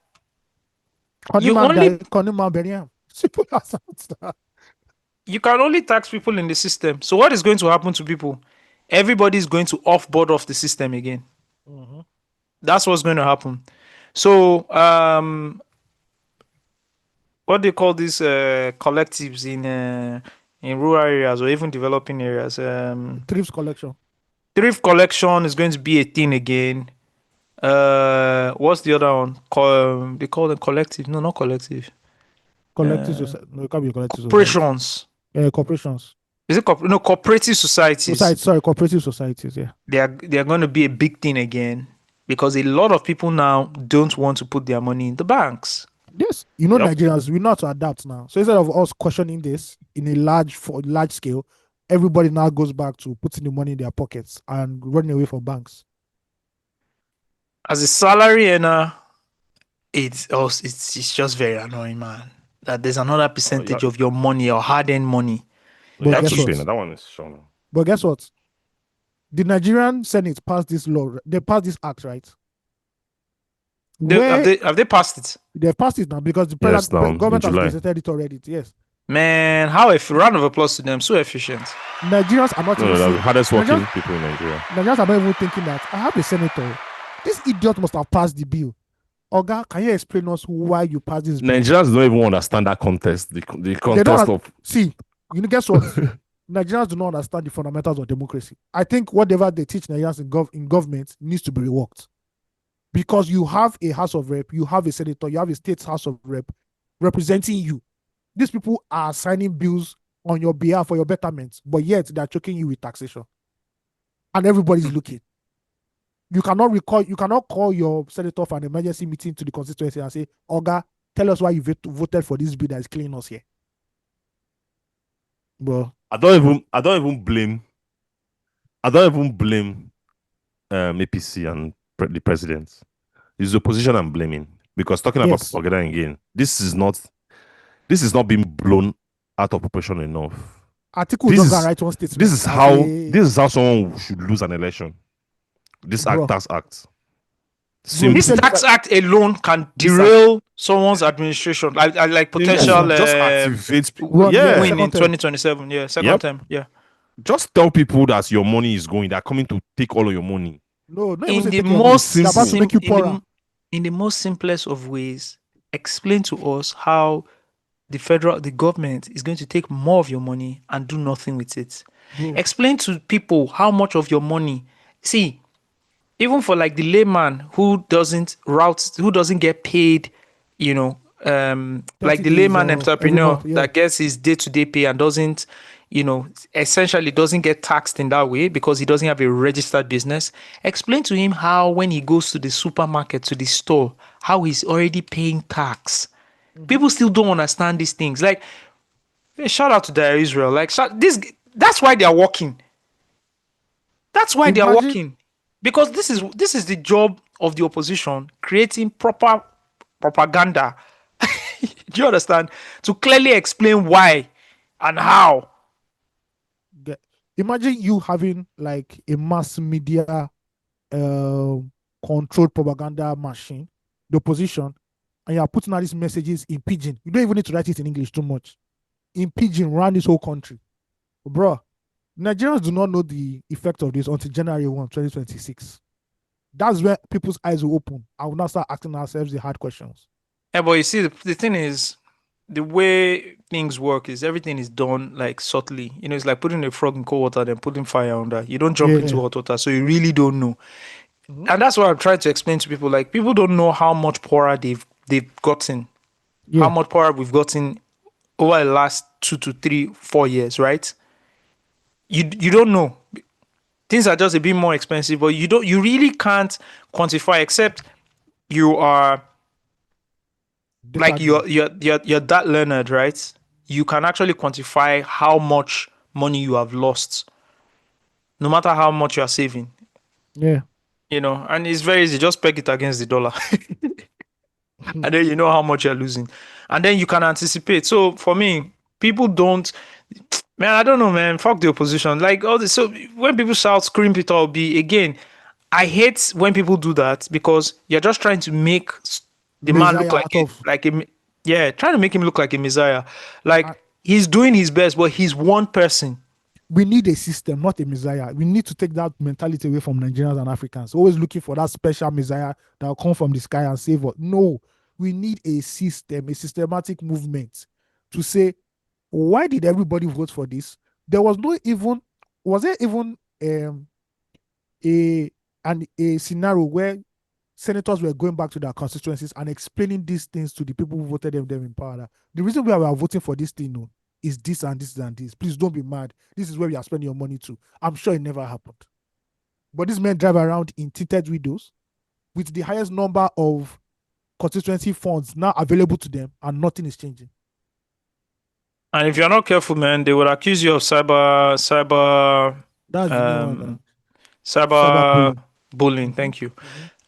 So here's the thing, right? And here's my whole thing around, Peter Obi is the savior. No, Peter Obi is not your savior. Peter Obi is running or might run for the office of president, right? But if you really want to break it down, where's the opposition on the local government level? Where's the opposition on the state government level? Where's the opposition who wants to get into the House of Assembly. Right? Where are those oppositions? How are they showing that the people who occupy those positions right now are useless? Yes. Who is advocating for electronic voting in the And houses? So we yeah. know Who what your representative is voting for. How do we have in 2025 yay or nay? on vibes. They're not voting on vibes. So it could be Do like you say yeah, understand? plenty pass nay. You don't even know who's representing you, and I mean you should, but you don't even know what the bills the person has voted for or against. You understand?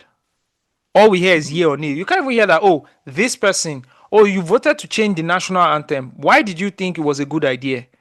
Where is the town hall happening? There are no town halls happening, right? How are you advocating for town halls to happen so that you can actually engage and have these conversations? We're not discussing any of these things as people, as the elite in the society, right? Forget the guys who are disenfranchised. They don't have time. They are dealing with. They're in the middle of. Actually, they're actually in the middle of the peace talks between terrorists and the Nigerian military, which is another crazy stuff. On the other hand, but I'm talking about the people who are learned, who should be advocating for town halls to speak to their reps, and their reps can explain to them why they have taken some of those decisions with or without them. We are not having those conversations. The only conversation we're having is Peter Obi, Peter Obi, Peter Obi. Are you going to kill the man if he gets into power? See what happens, and I've done a scenario, of what happens when a Peter Obi, or why Peter Obi cannot become president of Nigeria. To become a president of Nigeria and to effect the change that you need to do, you need to capture the legislative, the judiciary, the Nigerian police, the Nigerian army, and the Nigerian civil service. Peter Obi does not have, he is not that guy. A reason why Tinubu can make all this is because he has captured everything. Nobody is that guy. Well, corruption is Tinubu is that guy. Tinubu is that guy because he did it for 20 years or 30 years. I mean, if you want to do it the right, you want to do it the right way. Don't make it look like you want to do it the right way. The right way. So if you want Peter Obi to win, we as Nigerians now need to play our part. Because if imagine the man that becomes president by mistake, say, okay, they allow, bro, 3 months. Hey, 3 months. Senate go look and say, bro, this budget, first of all, that you pass, this budget you are bringing to us, it doesn't align with our interest. So, go and do another budget. I don't know. It is what it is. Did you guys see this picture of a young man put up on social media? He is a chemical engineer turned journalist stroke publisher, has a high interest in government policies and politics, right? Need to follow him. Yeah, his name is Oga Virus, right? He put out a picture. Of steel rods that they use for construction, right? So that's he put out a picture and then put out there's a tester. There's a small equipment you use in testing the steel rods, and then can calculate how much the size of the steel rods. So he said the Standard Organization of Nigeria has become a toothless bulldog. The 12 mm steel rods being sold in Nigeria has become 9.87 millimeters. It's meant to be 12 millimeters, 12 mm, right? This means that the steel rods in our market are substandard. Yeah. Problem we're having now is see, the problem we have in Nigeria is these things get to affect us in the long term, not short term. You are selling 12 mm rods. You are selling 9.87 mm rods being passed as 12 mm rods, right? Yeah. SON, whether they've checked it or they've not checked it, we don't know. They use these things to build buildings. Yeah. And then in the long term, what happens to these buildings? One collapse during the week. was one in What? Lagos that collapsed. Really? Yes. Where? I can't remember where. I think on Lagos Island or something. I can't remember where. But one building collapsed again. 9.87, something that should be 12 mm. You know why I can't even blame SON? Have they been empowered? Look at the lady that has NAFDAC now. She has cried and over again. We need more agents. When the woman went to the east to go and lock down one market, what did they shout? They said it was tribalism at the end of the day because these people were selling fake drugs. So if they were empower these people, they can't even do anything. Not everybody goes to be Dora Akunyili at the end of the day. So it is what it is. We deserve the nation that we live in. That's all I know, Sha. That's The all I know. last media update from the Standard Organization of Nigeria's website is from July 24, 2025. Okay. I don't even know if they are working or not. That's it. At least we they see NAFDAC. NAFDAC say they get doings. You know, SON, I'm not even sure. You know, the crazy thing is, like we all know, you get in there now, you find good people who are trying to work, but they are Bro. not equipped. You will see good, decent Nigerians there, but the system is just choking them out. God damn it. I don't know what to say. I don't know what to say. I don't know. Well, in other news, people taking things into their hands, because that is what is required of us as Nigerians. You have to take Yes. things into your hands. CCI Global has they have launched their first school. It's called Propeller Schools. It's their first free school. And they started with 80 students. Apostle Emmanuel Aaron put this out on his social media page recently. If you don't know who he is, he's the lead pastor and founder of CCI Global Celebration Church International. They put out their first school. It's called Propeller Schools. If you guys don't know, it is called Propeller Schools. And they started with 80 students. It's a free school initiative. And this is what happens when our tax is not used to create better schools. That is all. This is what happens, basically. What's the criteria for a child being admitted into the school? I actually don't know. And I don't see their website. There's no website so far, so I don't know the details. That'd be interesting, sure. Yeah, I don't know the details. It's just called Propeller School. They started off with 80 students. It looks like a primary school, though. Like nursery to primary school. But education is expensive. That's the thing. Yeah. I wish more stakeholders outside of the government can do this. And remember that silly thing But for primary and secondary school, though, shouldn't this be primarily the job of the government? Basic, yeah. No, government. No, Osagie, you've already said it already. Now we've outsourced this thing already. If you so we're taking matters into our hands right now, bro. The problem about taking matters into your hands with things like outsourcing my security is for me, outsourcing my power is for me, outsourcing my what else do we outsource, guys? My water is for me, right? I don't pay tax on all those things. I create my own. I dig my own ground. I dig my own sewage. Like that's for me. Creating a school, on the other hand, requires you to then, admit students into your school. Now, where is the check when it comes to educational standards? Where is the check when it comes to like the kind of message, the kind of subject, the kind of topics, etc.? The knowledge being passed. Who checks those things? Excuse me, Does this Propeller School, do they have to go through the federal government's accreditation? Yeah, the whole piece. Do you understand? Do they need to do that? No, they need to do that. But let me explain to you what is happening, guys. Let me explain to you what is happening. If you guys don't know what is happening now, this school can take a bet and say, you know what, we are going to bypass all of that. You know why? Because when these kids are done with hold on. When these kids are, they can definitely then, because it's high profile, they can reach out to them or anything. But what I'm trying to talk about outsourcing now is when it gets to primary six, what usually happens back then is that you can't then get to secondary school because you're not coming from any accredited primary school, right? Yes. At least in our era. That's where you Yes, had to at least write in a Nigeria. common entrance, Yeah, you have to etc. write a Whether common you were going entrance, to primary which is your school or you were admittance. going to a public secondary school, you Yeah, would that's your need a common admittance. entrance to show that you came from a proper school and then you wrote an exam, which then tested you on your knowledge from the But the accredited comment, primary school.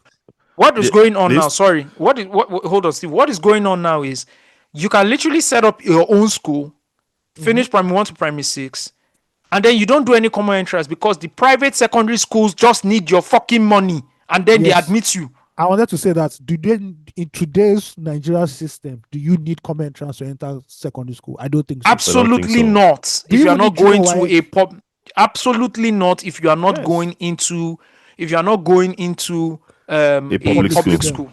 Yeah, because If if it's my a child private does school, GSS if 3, you have a lot of money, all you need to do is tell them, I have, like, I want my son or my child admitted, and you're I'm good here to to go. register.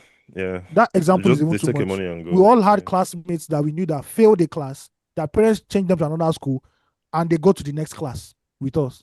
So imagine if you failed SS1, you take your child out and she starts SS2 in a different school. It happens, which is crazy. In I don't even want to say advanced because there's nothing advanced here. In proper systems, your educational history is already logged in and can be accessed by any other school that you are trying to gain admission into. Yeah, so you don't even need to lie. They just have to just check your exam, your school ID number or something, and bro. Your tests, your exams are all in a public, in a database. Who are you lying for?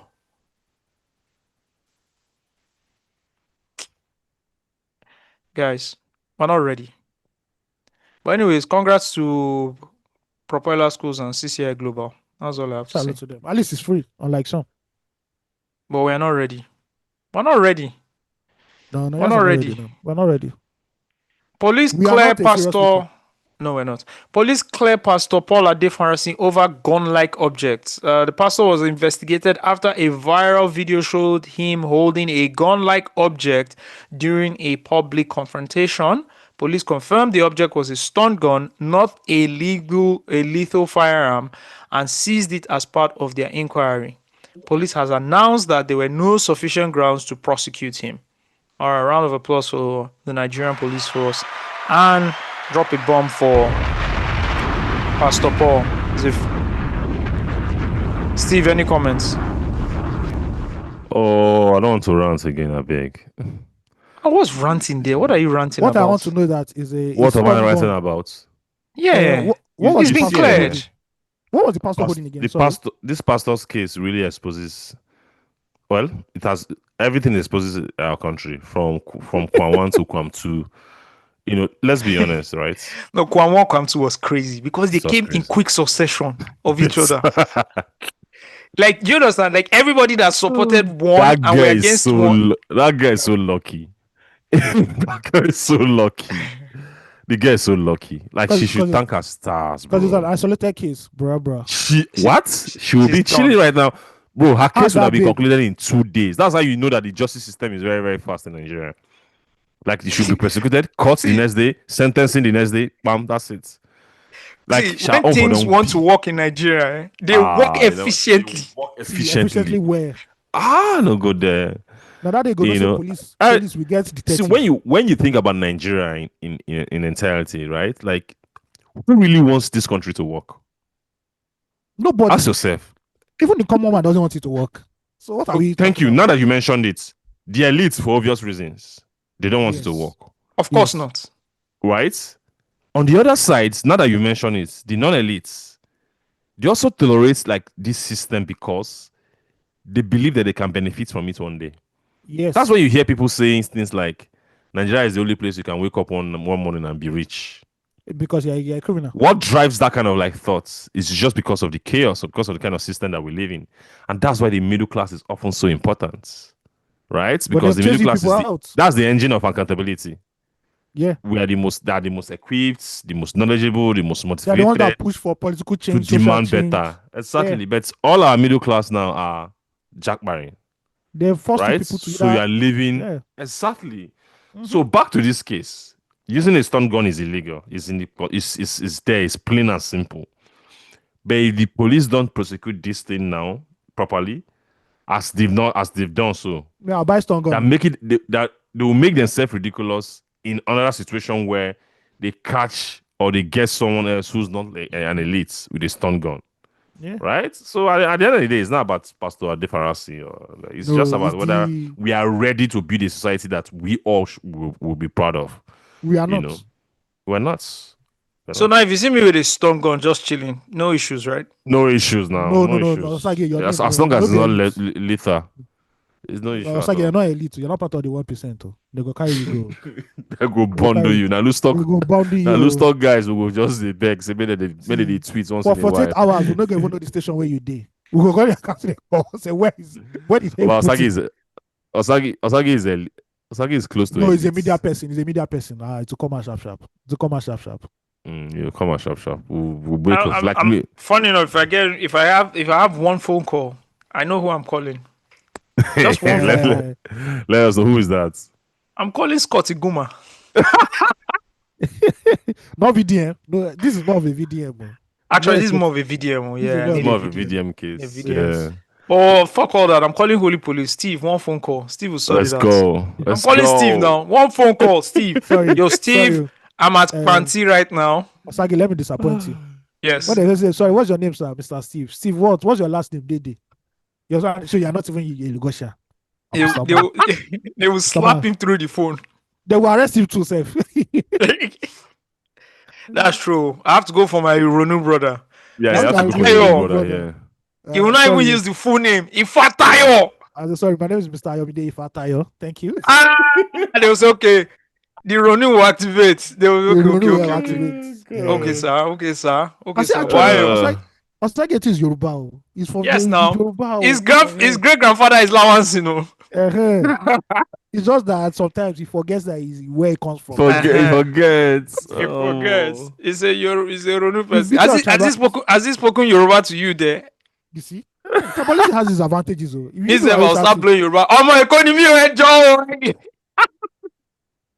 see, tribalism has its advantages. Now just do like this. You get your advantage. I tell you. Except when you're going from Benin, because all your Benin brothers will just be jealous of you. Anyways, man. Shout out to them. Please, Oga, don't carry stun gun again in your car. Do you understand? Don't carry. Police. Why is he carrying a stun gun in his car? I don't know. Did he have security when he wound down? Was there security in that car? No. But I believe he had a security entourage. I believe. Security entourage. Why are you carrying a stun gun? What is it? I don't understand. I don't think he drives alone. I think there's always a car accompanying him. Like that time of the accident one that we saw. There's a second car. So. But there's a story it's wild. He then put the stun gun in his hand and then he was using one hand to drive. There was a story because there's something that must have triggered you being very angry, leaving your house, entering your car, carrying a stun gun. And this is what journalism should have done. Like, what was happening? Journalism is broken in Nigeria. And this is not to anybody's fault. It's not everybody's fault. It has been bought. It has been designed that way. It's not anybody's fault. When money no day, which kind of journalism you want to do it where money no day. Can you be assured of your salary irrespective of what's going to happen? You can't now. Wasn't it a story? Wasn't it one of a story that we learned? Which country was it? It was a country in Europe where they killed a journalist, and the thing led to the overthrowing of that government. We're imposed that time. Yes, now it became a big issue now. Big issue now. Journalists in Europe took it up and said no. They really tackled that government, and the government said, okay, you know what, we're out. They stepped down. I can't remember the country. They stepped down. It's an Eastern European country, I think. Yeah, wasn't it Kai Dickman that did a whole story that German chancellor had to resign? Hey, Nigeria TVC will first go and check whether you spell one bed with N or M. First. Yeah, what is his last name? Oh, okay, it's not even Yoruba again. Let's move on. President Tinubu has lifted the emergency rule in Rivers State and has reinstated Governor Fubara and his elected officials. Round of applause Round of applause. Round of applause. Welcome back, SIM card.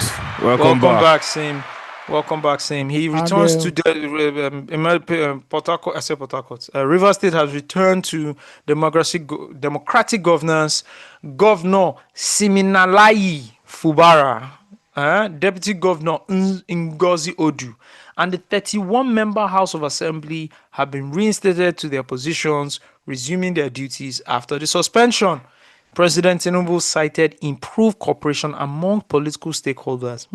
What does that mean, Mr. President? And a renewed spirit of understanding as key factors in the decision to restore democratic governance. Well, Sim, they've told you, go and sim no more. Until Get it? 2027. Yeah. Wiki already said it on channels. You know, Wiki right now he's a part-time presenter on. He's the co-host of Politics Today. He's a political analyst with Sheung. He's a co-host of Politics Today with Sheung on channels. You can catch him every now and then, weekdays 8 to 10. You know, that guy's a minister of PM. information. Actually, he said that if they wanted he's basically like Mark Lamont Hill. He's like Mark Lamont Hill. He said if do you understand? They wanted man literally has is a host of a weekly show. He's a talking head. He's a clocking head of a weekly show. Yeah, he said if they wanted the military rule to continue, they would have done one or two things. He said it's like in the interview, like wait, he said that. Yes, no, he said it and moved on. He said they would have done one or two things. They just for peace to reign. Steve, did the journalist interview him ask him that what do you mean by one or two? You mean his co-host? If he's okay, co-host, so his co-host, not his interviewer. Okay, his co-host not asking. Okay. Yes, he was going to be made Senate president. Yes, and you are privy to that. Yes. They couldn't stand it. I've taken off everywhere. No, sir. If you say something that does not agree, no, sir. No, sir. No. This is hilarious. I think I like him as a co-host. Look here. No, he's fire. There's one GOC, they call him General Saham. This guy showed Wiki Pepe. I hear he works with NSA now, in NSA's office. General Saham. The man was brought as a sitting governor. He didn't see me eye. He came to the university. So he will never see me. He turned the GOC division into INEC. 6th division to INEC office. Let me tell you, I made you promise him to make him the next chief of army staff. Let me tell him. Look. When I see people are talking about Asage's government is doing this, I say, come. Do you know what you're talking about? Which government? I saw a government, federal level, moving to a state like what is happening now in Gaza. I said, I saw the General Saham ordered that I should be shot. General Saham. That's why when I heard that is in the next office, I refused to go there. This guy's box office. It's a brilliant. It's a brilliant move bringing him on TV. His box office, man. This is ratings. Bro, I don't joke with his appearance. I tweeted about it now. I'm going to tweet at him today now to congratulate him on his new gig on TV. He's just how he does I want him back every week. The guy said, look. But this man is fright. Like it's scary how this man talks he has the same mannerism as my dad. Actually, that's what I was thinking about. I swear, bro. Like I watch this man. I'm like, what is happening? The same voice inflection. The hand jerks. Like, bro, the thing scares me. I look at this man. I'm like, what? Oh my god. Oh man. This is hilarious, man. It's insane. Bro, how like the resemblance is just too much, right? And he didn't look like that before until he slimmed down. Yeah. So, it's true. That's true. Oh my god. They told him, but you are the one that sang in Deba. Shehu has like Sheu's face mannerism, like he's also like his box office. He knows what he's doing. Yeah. You ask the question, you will not be looking at you like this. Yeah, it's good. They both know what they're doing. They both know what they're doing. Anyway, shout out to Sim. Go and Sim no more. Go and be a good governor. Align, okay, and be a good person. That's all you need. That's all. That's all it needs, and everything will be fine. Everybody will be fine.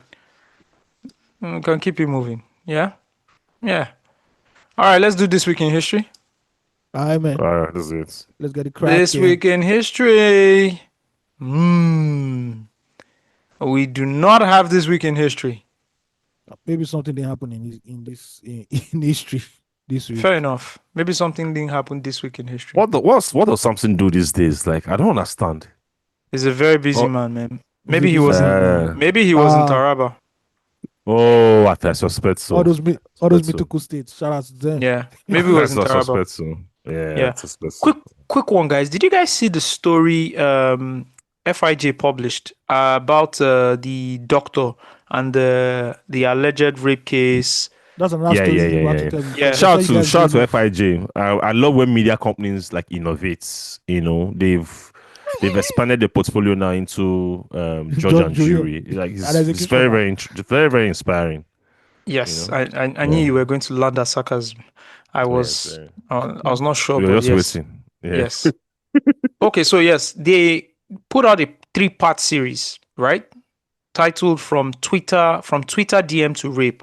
How our fave online doc Olufumilayo Ogunsoya got ex Bola Oyeson drunk and violated her.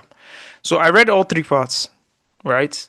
And the craziest part for me in this story is actually the Nigerian police.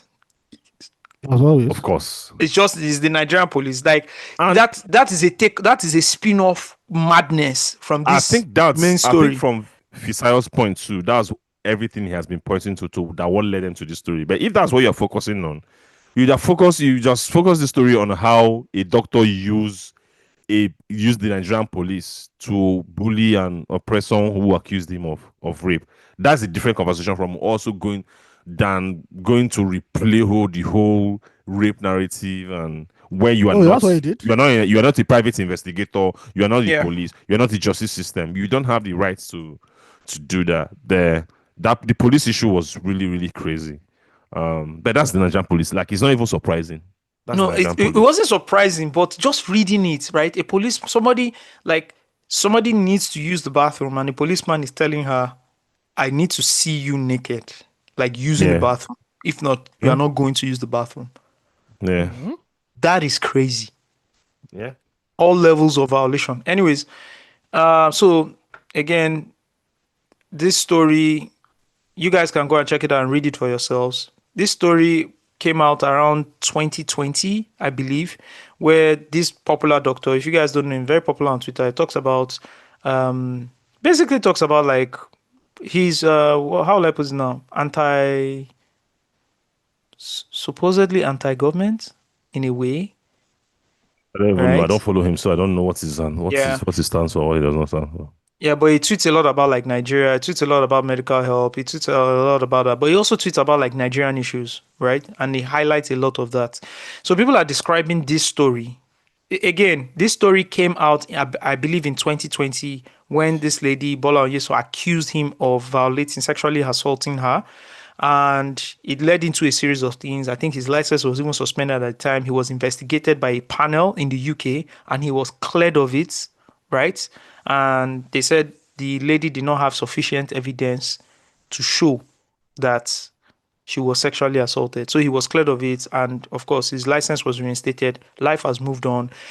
Actually, life didn't move on because when she did come back to Nigeria, she continued with the accusations online. And then he sued her to court for cyber stalking and cyber bullying, right? And that was that trial that went on that we saw that went on back then. I think Segalink was even involved or something, right? So somehow that case got thrown out of courts and everything kind of died down until some years later, and then this story has come back up again.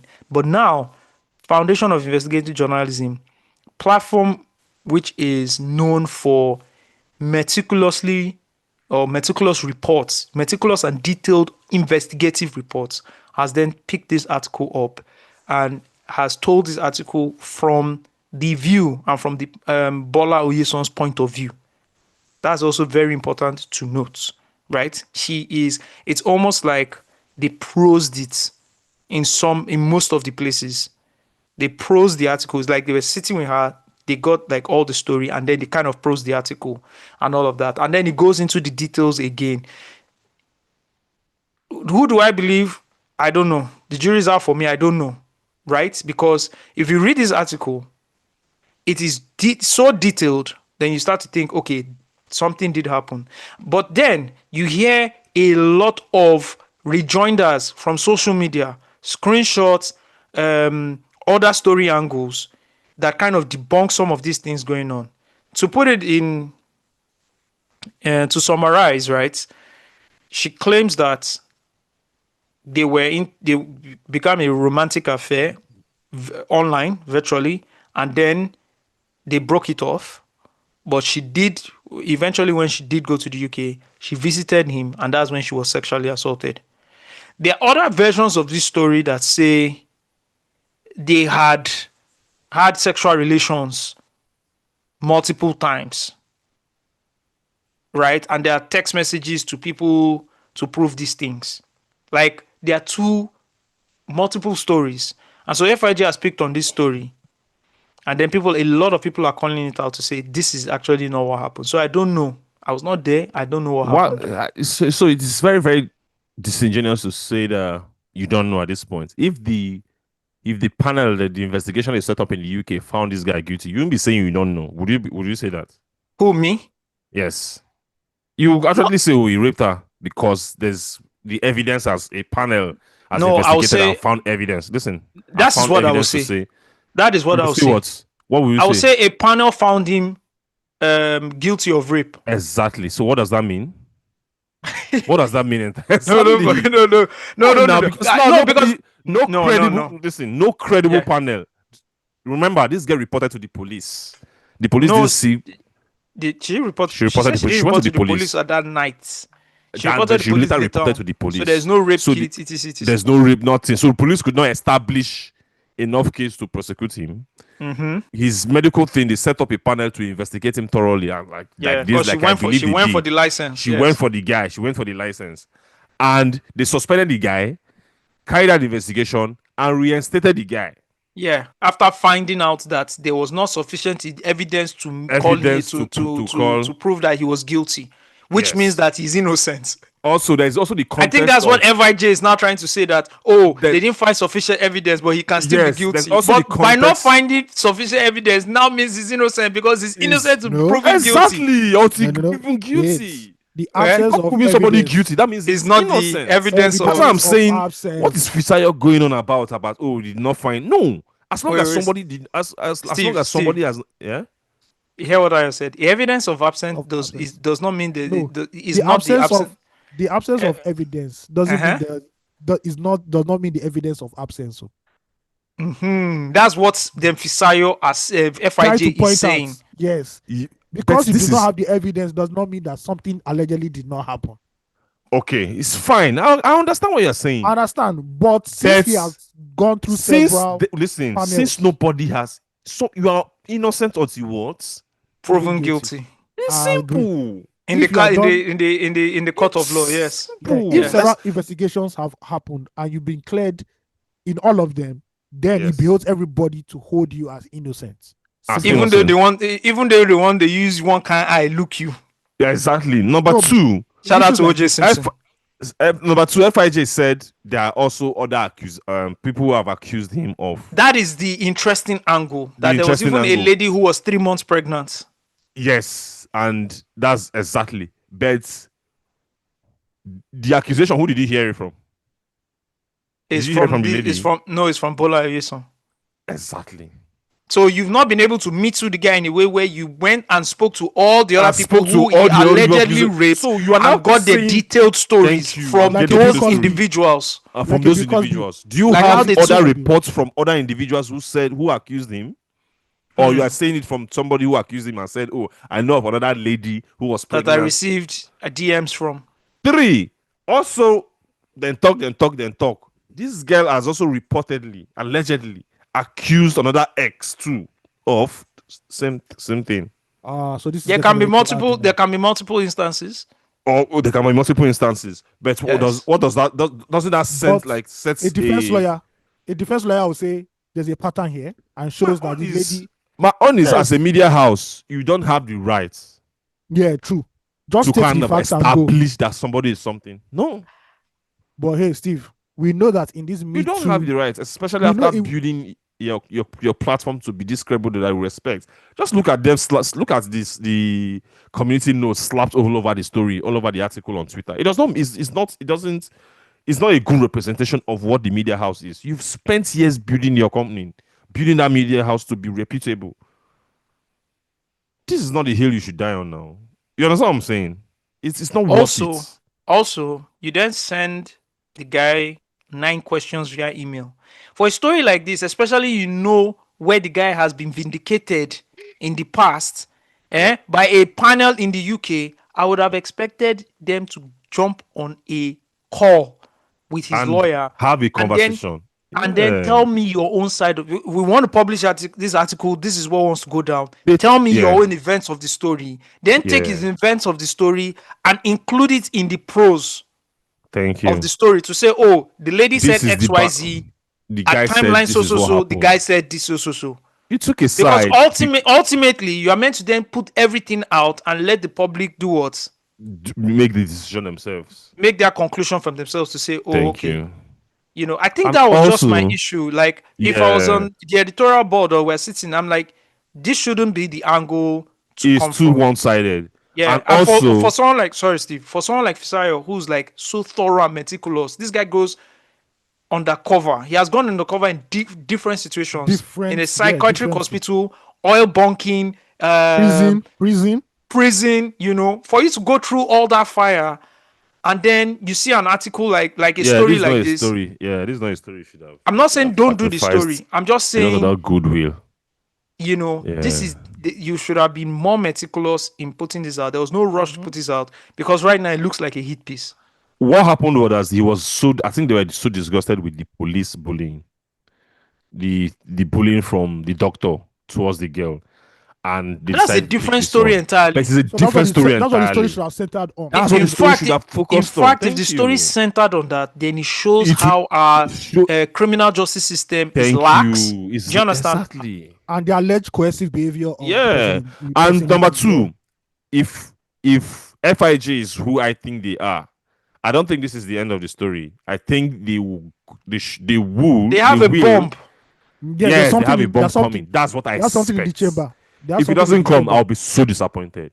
That they drop this, they let the guy drop it down, then they drop the bomb. They drop the exactly. Maybe like a direct interview with another accuser or another like. I love stuff like that. Exactly. That's what I will. Who did stuff? Who did something like that? Think about recently? it. This story is not worth it. It's not worth the reputable damage, the kind of like doubt, right? That has brought on the platform and Fisayo himself. It's not worth it. Fisayo is too legit.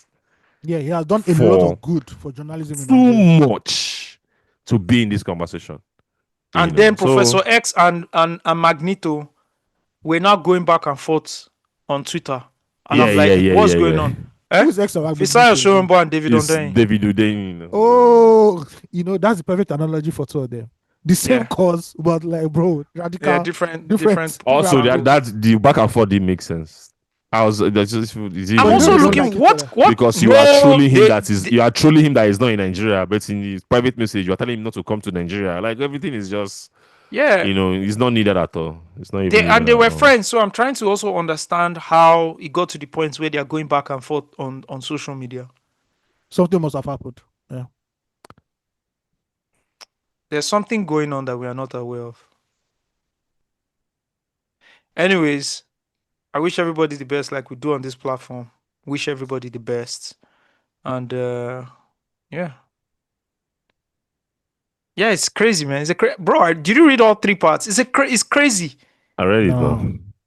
It's crazy, and I don't know, man. See, again, we're not professionals here, but we just want to say something, right? Whether you're a guy or you're a girl, if you have been sexually assaulted to the point where you were penetrated, I can't even give this advice because if you're in Nigeria, I can't say run to the nearest police station because they will have a rape kit. No. Do you understand? Like the police station is the next place you should go to, and then you'll be taken care of, Normally, right? police is not even properly equipped or funded. So So the for police cannot be the nearest place. it So cannot where are at the all. nearest places?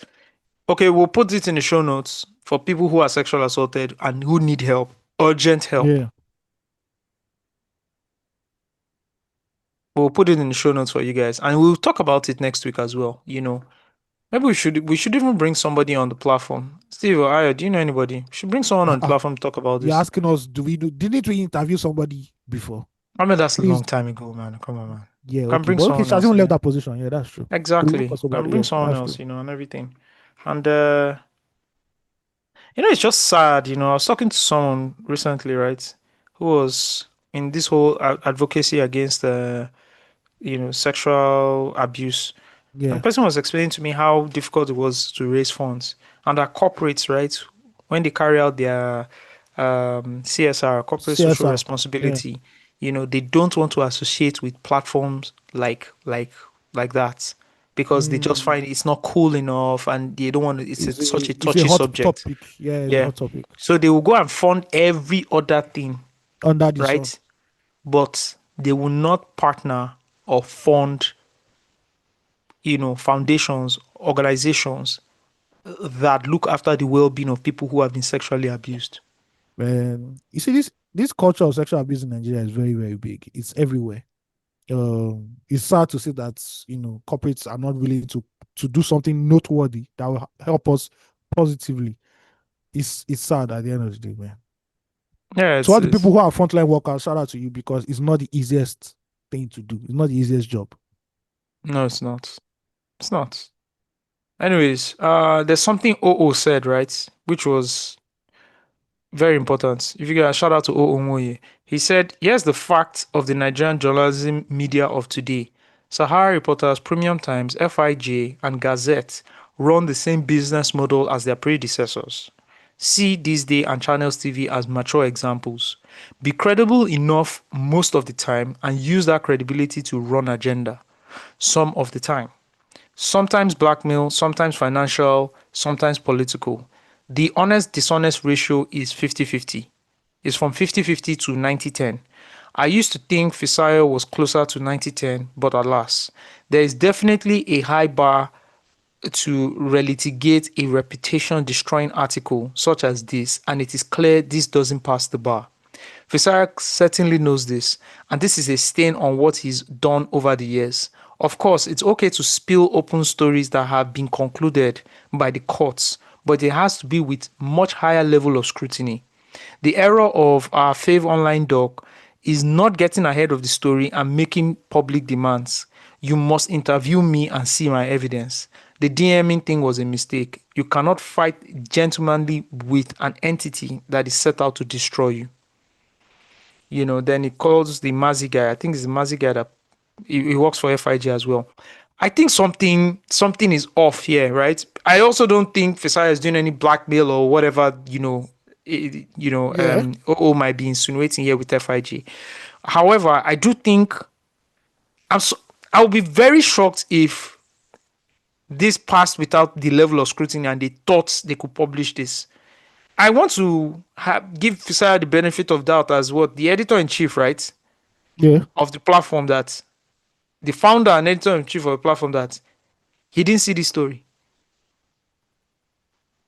That's the benefit of doubt I want to give him, that he didn't see the story. But then again, if he's come out to defend the story so vehemently, then I can't say he didn't see the story. But I just feel something is off. Maybe they know more than what they Not are alluding to. Gazette, not Sahara Reporters, FIG. Yeah, which has been known to be neutral for most whatever they publish anyway. But maybe probably they do have something in the chamber, and this is just the groundwork for them.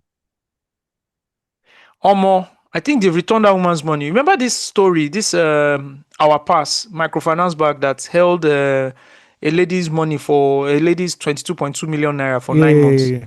Yeah, Mm-hmm. yeah. They've refunded the money after 9 Okay. months. You saw it on FIG, right? Yes. Yeah, whenever AJ reports anybody for like swindling or something, it's No, but money. this one was crazy. This is the woman that went public, with Yeah, videos.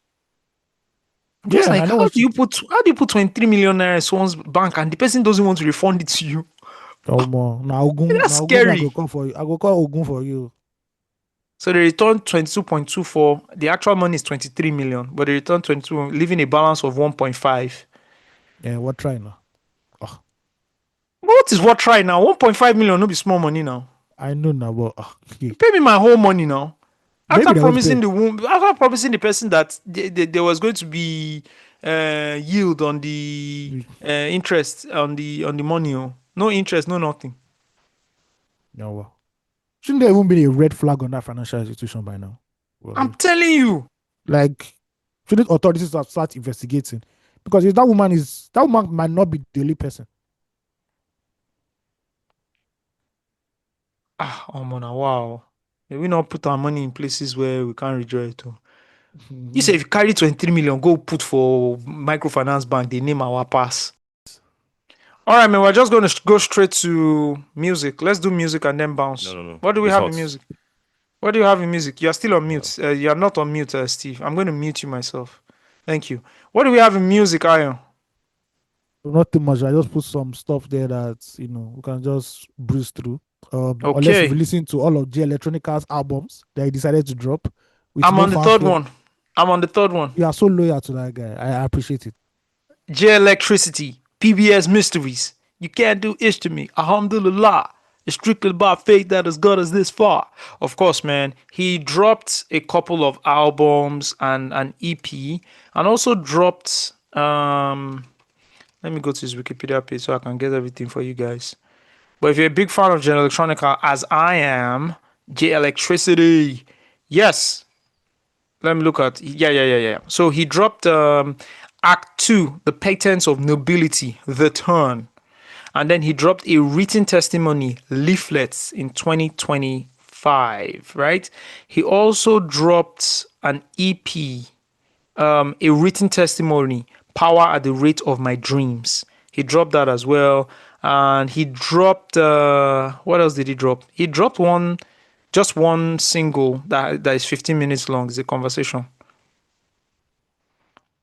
Yeah, Oh, but if I'm a J Electronica fan, right? So Act Two, the Patent of Nobility, the turn, I it have leaked sure. in 2020, but then he dropped it properly in like a few days ago.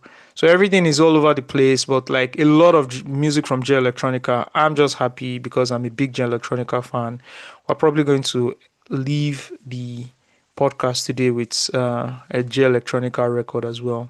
But yeah, big J Electronica fan. If you guys are J Electronica fans, please go and listen to the albums. They're everywhere. Big fan. He has everybody on the albums. Hove is on the album. All those old records. He has what's her name? Fat Belly Bella. His wife. His baby mama. What was her name now? Still Mayo. Erica Bad. Yes, he has Erica Badu on the album. He has a couple of people on the album. Shout out to him. What do we have? Tiwa Savage. In an interview with Ebro on Apple Music, Tiwa Savage said, personally, I don't like the tag Queen of Afrobeats. It's uncomfortable because I feel like if I start accepting it, I need to be humble. And secondly, it doesn't make sense to me, so I don't accept it. What a response. Okay, get the point. She doesn't like the tag Queen of Afrobeats. Well, most things about tags is that you don't, they are never self appointed. People say it to you. But when It it comes to sticks on like, you. yeah, Queen of Afrobeats, would you call Tiwa the Queen of Afrobeats? Still Like, is, would man. you Still immediately is. call her the Queen of Afrobeats? Yes, right? Definitely. Yes, definitely. Yeah, so you're the Queen of Afrobeats to her. But the fact And is that nobody has been able to. to take it from her, right? I mean, there are the rise of new artists right now who in the next few years can also call themselves queens of Afrobeats as I well. guess, yeah. Yeah. The most popular being Arasta and Tyler. Who else? Ayo, that was very sarcastic from you. You want to start a xenophobic war. Don't worry. No, I'm not. I'm not. Who else is there doing it? See, man, women in Afrobeat is a lot because labels don't want to take a chance on you because a lot of it takes a lot. High risk, high reward. Sha. That's it Yes. basically. Yes. Is it high reward? High risk reward, not high reward. Every Afrobeat artist now is reward. There's high risk, but there's no high reward. It is Honestly. just reward. There's no high reward anymore unless Yes. you work, unless you have that chance of getting a supernova, which is very rare. Yeah.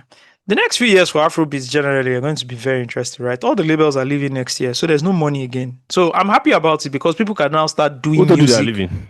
I have inside information. They are going to leave and just leave like shell, what they call them, skeletal stuff here and there, Satellite right? stuff, yeah, basically. Yeah, but they've bought everybody's catalog already, and they've bought future catalogs, and the ones that they've not bought and they own, right? They have to make residual, like they have to make the money before they can even relinquish the catalogs back to the artist, right? So they've done that. Another thing they've done is they've upped the price of like marketability of like songs. So there's now a big disparity rather between an established artist and an upcoming artist that is trying to break into the market, right? So if your TikTok budget now is at least 20,000, $20,000 to break on TikTok, which used to be like less than that. But they come into the system, they outprice. This is how record labels work. They come in the system, outprice everybody. TJ Mori charge ridiculous fees. Do you understand? And as like everything is just outpriced. So as an upcoming artist, it's very difficult to break into the market because the marketing engine is too expensive for you to rent, right? So, but the labels are leaving. What we're going to see is people will start making music again because the music they were making, oh, let's make music for global audience. Oh, let's work with this. Oh, let's do this because the labels required you to do that. But now that all that is gone, everybody will now go back to what they actually should have done. And I would love someone to do this. Nice case study. Look at all the artists that came out as independent artists, or at least were signed to like Nigerian small record labels, who then got signed to international labels, and then look at the quality of music and look at the things they ended up doing. You can have clear examples like Mayokun, the very interesting example. When he came out, signed with Davido's label at the time, his first album, all that stuff, he got signed. Because now the sound, who's dictating the sound? Who's dictating all these things? The parameters in which you're using to create this music, the audience who you think you're going to target.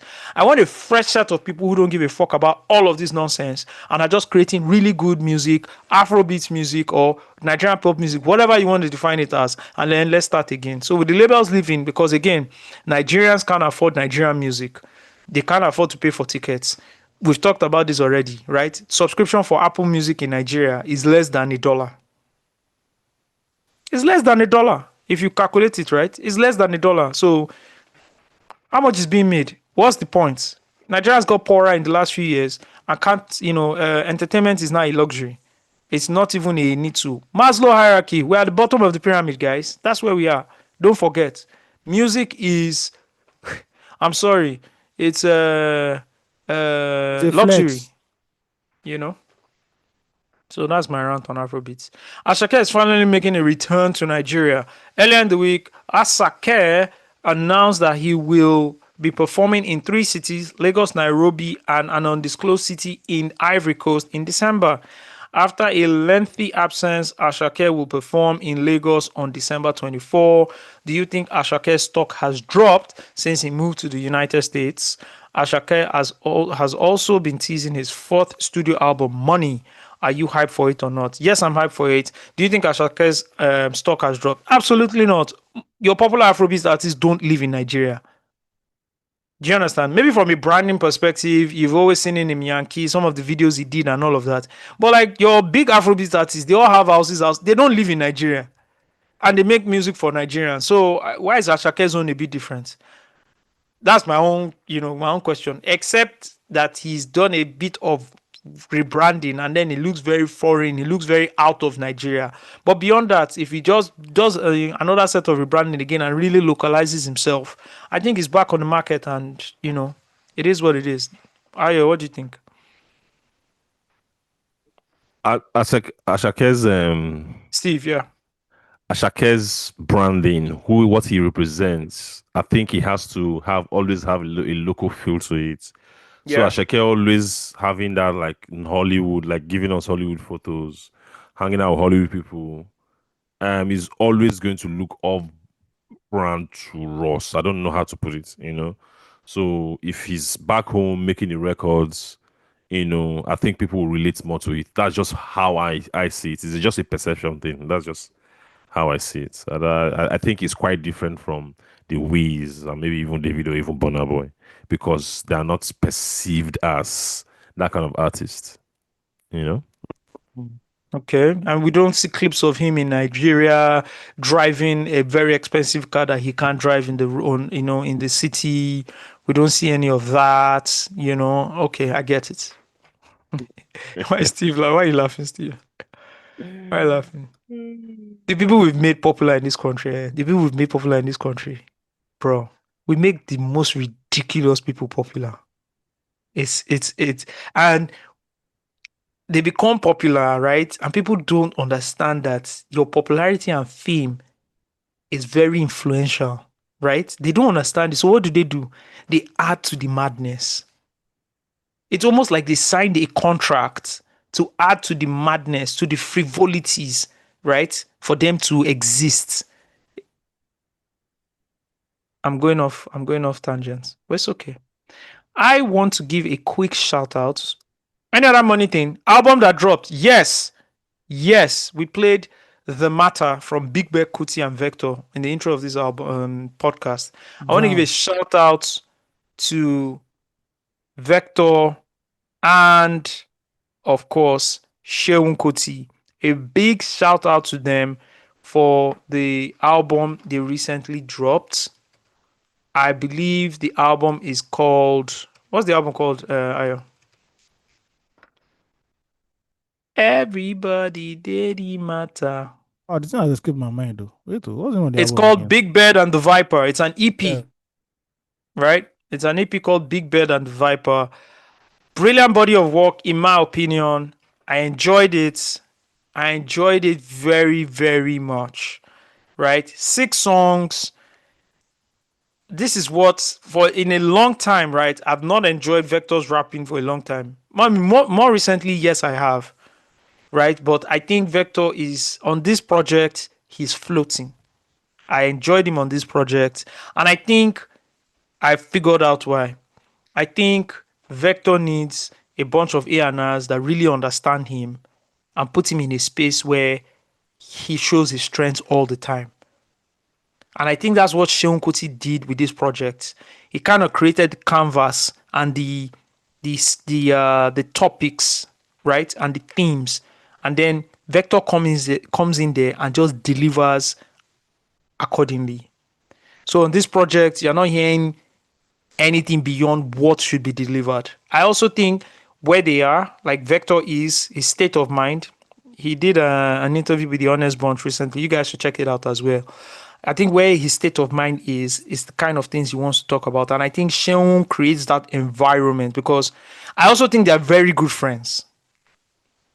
You hear it on the project. I think they're very good friends. I also love what Sheun Kuti did on the project, whether he's using his rap persona, Big Bear Kuti, or he's delivering on records like Bad Man Lighter or African Dreams or Mami Water. Talib Kweli has 2 verses on 2 different songs here on Higher Consciousness and African Dreams. He delivered. Vic Mensa also delivered. But Vector, toe to toe. I love Vector's song, verse on Higher Consciousness as well. Like, give it to them, man. It's a good project. Round of applause, Sheun Kuti and Vector. And I want to see more collaborations. This is also something the foreign labels do, or structured labels do. Once they come into the space, it's now very difficult for people to collaborate. It's not like they're not collaborating. Those songs don't just see the light of day because everybody now has to sign split sheets. Oh no, you can't do this. I want 40% of the song because my artist is a bigger artist. Oh, I want 50%. Oh, this, and that. And then there's so much drama going on. And before all of this, we never used to see this drama. Artists used to collaborate back and forth. Afrobeats 1.0 to the 2.0 guys to the 3. Everybody collaborating across board. And I'd like to see more of that. Yeah. I wanted to give a shout out to Ebi Onome. Ebi Onome, Super Falcons legend, captain. She has officially retired. Round of applause to her. 6-time FIFA Women's World Cup appearances. The only African player, male or female, to achieve this. 7-time Africa Women's Cup of Nations appearances. 4-time, champion. 1-time Olympian, right? 2-time All African Games appearances. Nigerian Women's Footballer of the Year. Over 100 international caps. Former Super Falcons captain. Professional career across Europe and Asia, in Turkey, Sweden, Belarus, China, and Spain. From a girl with a dream to a legend with a legacy. Shout out to Ebi Onome. Amazing, amazing. Round of applause again for her. Steve, do you have something to say? The only player I know who played the final with a broken hand. That's all I have to say. Wow. She played the final with a broken legend. hand. Yep. That's amazing. No fan mails today. We don't have enough fan mails, so we'll keep it for next week. I just want to say the guy who shot his shot at the Muslim girl, I have connected you people. I have done the intro. My work is done here. Whether you guys go get married and have multiple children or it doesn't work that way, just let us know how it goes, guys. But best of luck to you guys. I've shared the emails. Connect, talk to each other, and let us know if you are going to be our first loose talk experiment. And then we can start charging. Someone is building. Have I told you guys that? Someone is building a dating platform for loose talk listeners. Have you guys seen it? Really? Yeah. What? I'll send it to you guys. It's good. It's good. I love it. I love it. Guys, I'm going to leave you guys with this story, right? Soldiers of Fortune. Did you guys come across this story of a director of open justice in the UK who was breaking down a property dispute? You guys didn't see this story? Okay, so this guy tweets. His name is Adam Wren, right? He tweets, I just found a property dispute ruling in North London that involves a dead Nigerian general, a woman that dies during the court case and then turns out to have never existed, and 2 sets of people alleging fraud and identity theft against each other, including a Nigerian judge, right? Then he goes into the whole thread. But shout out to Double F, who summarizes it for us in a few words, right? So Double F quotes the tweet and says, an incredible, fascinating case I've spent a lot of today reading. Jeremiah Husseini, aka Jerry Boy, one of our soldiers of fortune, right? He was General Sani Abacha's homeboy. Remember, he bought a house with stolen money, as Nigerian generals do, and without thinking too much of it, registers it in the name of a non-existent woman. Nearing the end of his life, he perhaps wants to give the house to barrister Ozekome, the same Ozekome that we all know, right? What's his first name? Let's go there. We know Ozekome's first name now. We have to now. Barrister Ozekome. Yes. What's that his first name again? Mike Ozekome. Yes. We can never forget. Very popular in the 2000s, 90s and 2000s. And doing whatever he's doing now. Anyways, he gives the house to what? Barrister Ozekome. A son, I hasten to add, to settle a debt or as a gift. As the fake woman in whose name the property is owned does not exist, Ozekome finds an actual living man with the same name to transfer the property to him. Court says house belongs to a woman, so a man cannot obviously transfer it. A right old mess ensues that leads to practically every type of Nigerian identity documentation proving to be fake. So when next your Nigerian document is looked at with suspicion outside Nigeria, it is because of people like these. Ozekome's clever plan backfires.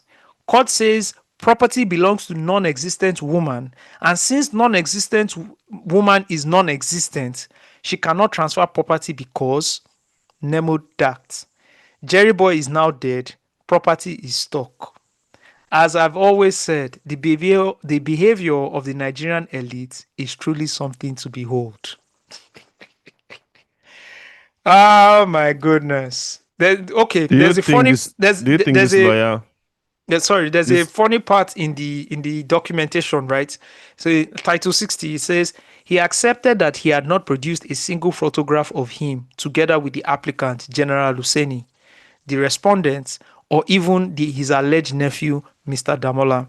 His explanation of this was that he was not a photogenic person, or that honestly, I never found it necessary.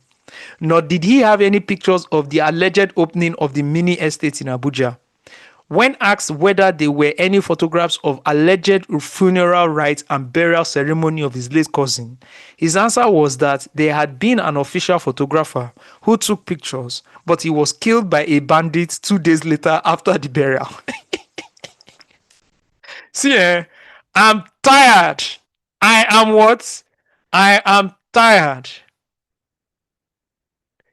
Someone now put a picture or a video. It says, yet here is Chief Mike Ezekome, a towering figure in the legal and human rights community, on his birthday last year, celebrated and being honored. I'm telling you people, Nigerian elites are of the same caliber and level of thinking and attitude and behavior. No, but who Read do you yourself. Think wants to get Nigeria? Who do you think wants Nigeria to be better? Ask yourself this question. Rid yourself of these tribal sentiments. Rid yourself of these religious sentiments and understand that it is what?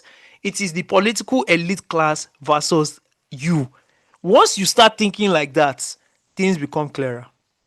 Anyways, somebody wanted to say something. Nobody wants to say anything. Let's move on. In fact, The Nation had even published an article in 2022 about this story. UK court seizes £2 million cash linked to Jerry Hussaini. Judge accuses former FCT minister of... This guy went on to become FCT minister. That's true. God damn it. Soldiers of fortune. All these guys after 99, they just took off all their military attire, wore,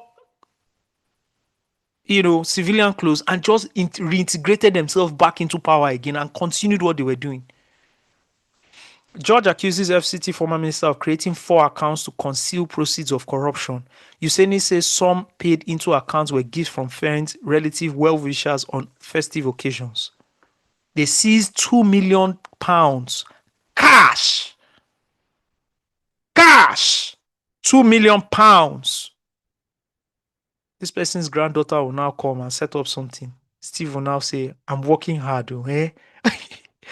They will now say from favor to favor. What do we say? You understand? Nigeria, get away, you dear. I'm done. Anyways, guys, what do you want to do? Are you guys done? Any other thing? Nothing. Everybody's tired. Nothing else. Nothing else. Nothing. All right, we'll see you guys next week. Toodaloo. Catch you guys on the next episode. I'm going to leave you guys with Road to Perdition, Jay-Z featuring J Electronica.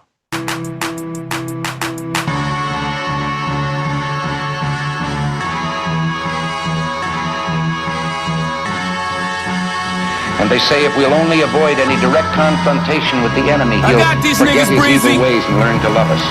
All who oppose them are indicted as warmongers. They say we offer simple answers to complex problems. Well, perhaps there is a simple answer. Not an easy answer, but simple. I got that black on black skin tone, actual fact syndrome. That's why I dropped the jewel in every verse you heard me shit on. Okay, it's a slumdog opera, the tale of a king whose name wasn't on the roster. My road to glory was road to perdition. And Act 2, the turn, is just the memoirs with no omissions. We came a mighty long way from standing near the stove in the cold. The greatest story ever told. The realest niggas see the pain in my storyboards. The true believers say, Wallahi, I support the board. My life feel like a highlight reel. This is lightning striking, feel how the zeitgeist feel. Get a slight chill. I got these niggas breezy. My swag is on 1.21 gigawatts, 10 trillion kilowatts. Hardcore thriller pop, Michael Jackson nigga rock. Google me, baby, understand where I'm coming from. My destiny's to hit a grand slam when my number come. All hail the lyrical, Grand Wizard Imperial. Niggas signed a dotted line with Hove, that's a miracle. And I ain't leave the thugs alone. The humble and meek will surely inherit the mud we own and shoot up every club we clone. The flow is too atomic, the poetry's too Quranic. A young prophet Muhammad, and I could drop a verse to change the whole vibration, the whole rock nation, the whole live nation. So pour libation, beware but prepare for the polarization. It's the globalization. Want all the clergymen to notify Satan. I've been waiting, it's the notarization. I've been patient. I got these niggas, Breezy. Don't worry about it. 1,000 kisses to the haters, cause they made me greater. 1,000 wishes from 1,000,000 slaves could raise a savior. 1,000 visits to these dickheads at these major labels. From Big Daddy Kane to Big Daddy Kane and Abel. You pay a cost to be a boss, nigga. I paid the wager, master both sides of the force, and plus I made my saber. Yes, sir, I'm a soldier of love, drowning all my sorrows and woes in the club. My white boys say that shit you spit last year, bro, was like a real fine Merlot in the cashmere throw. Some black chicks say he ugly.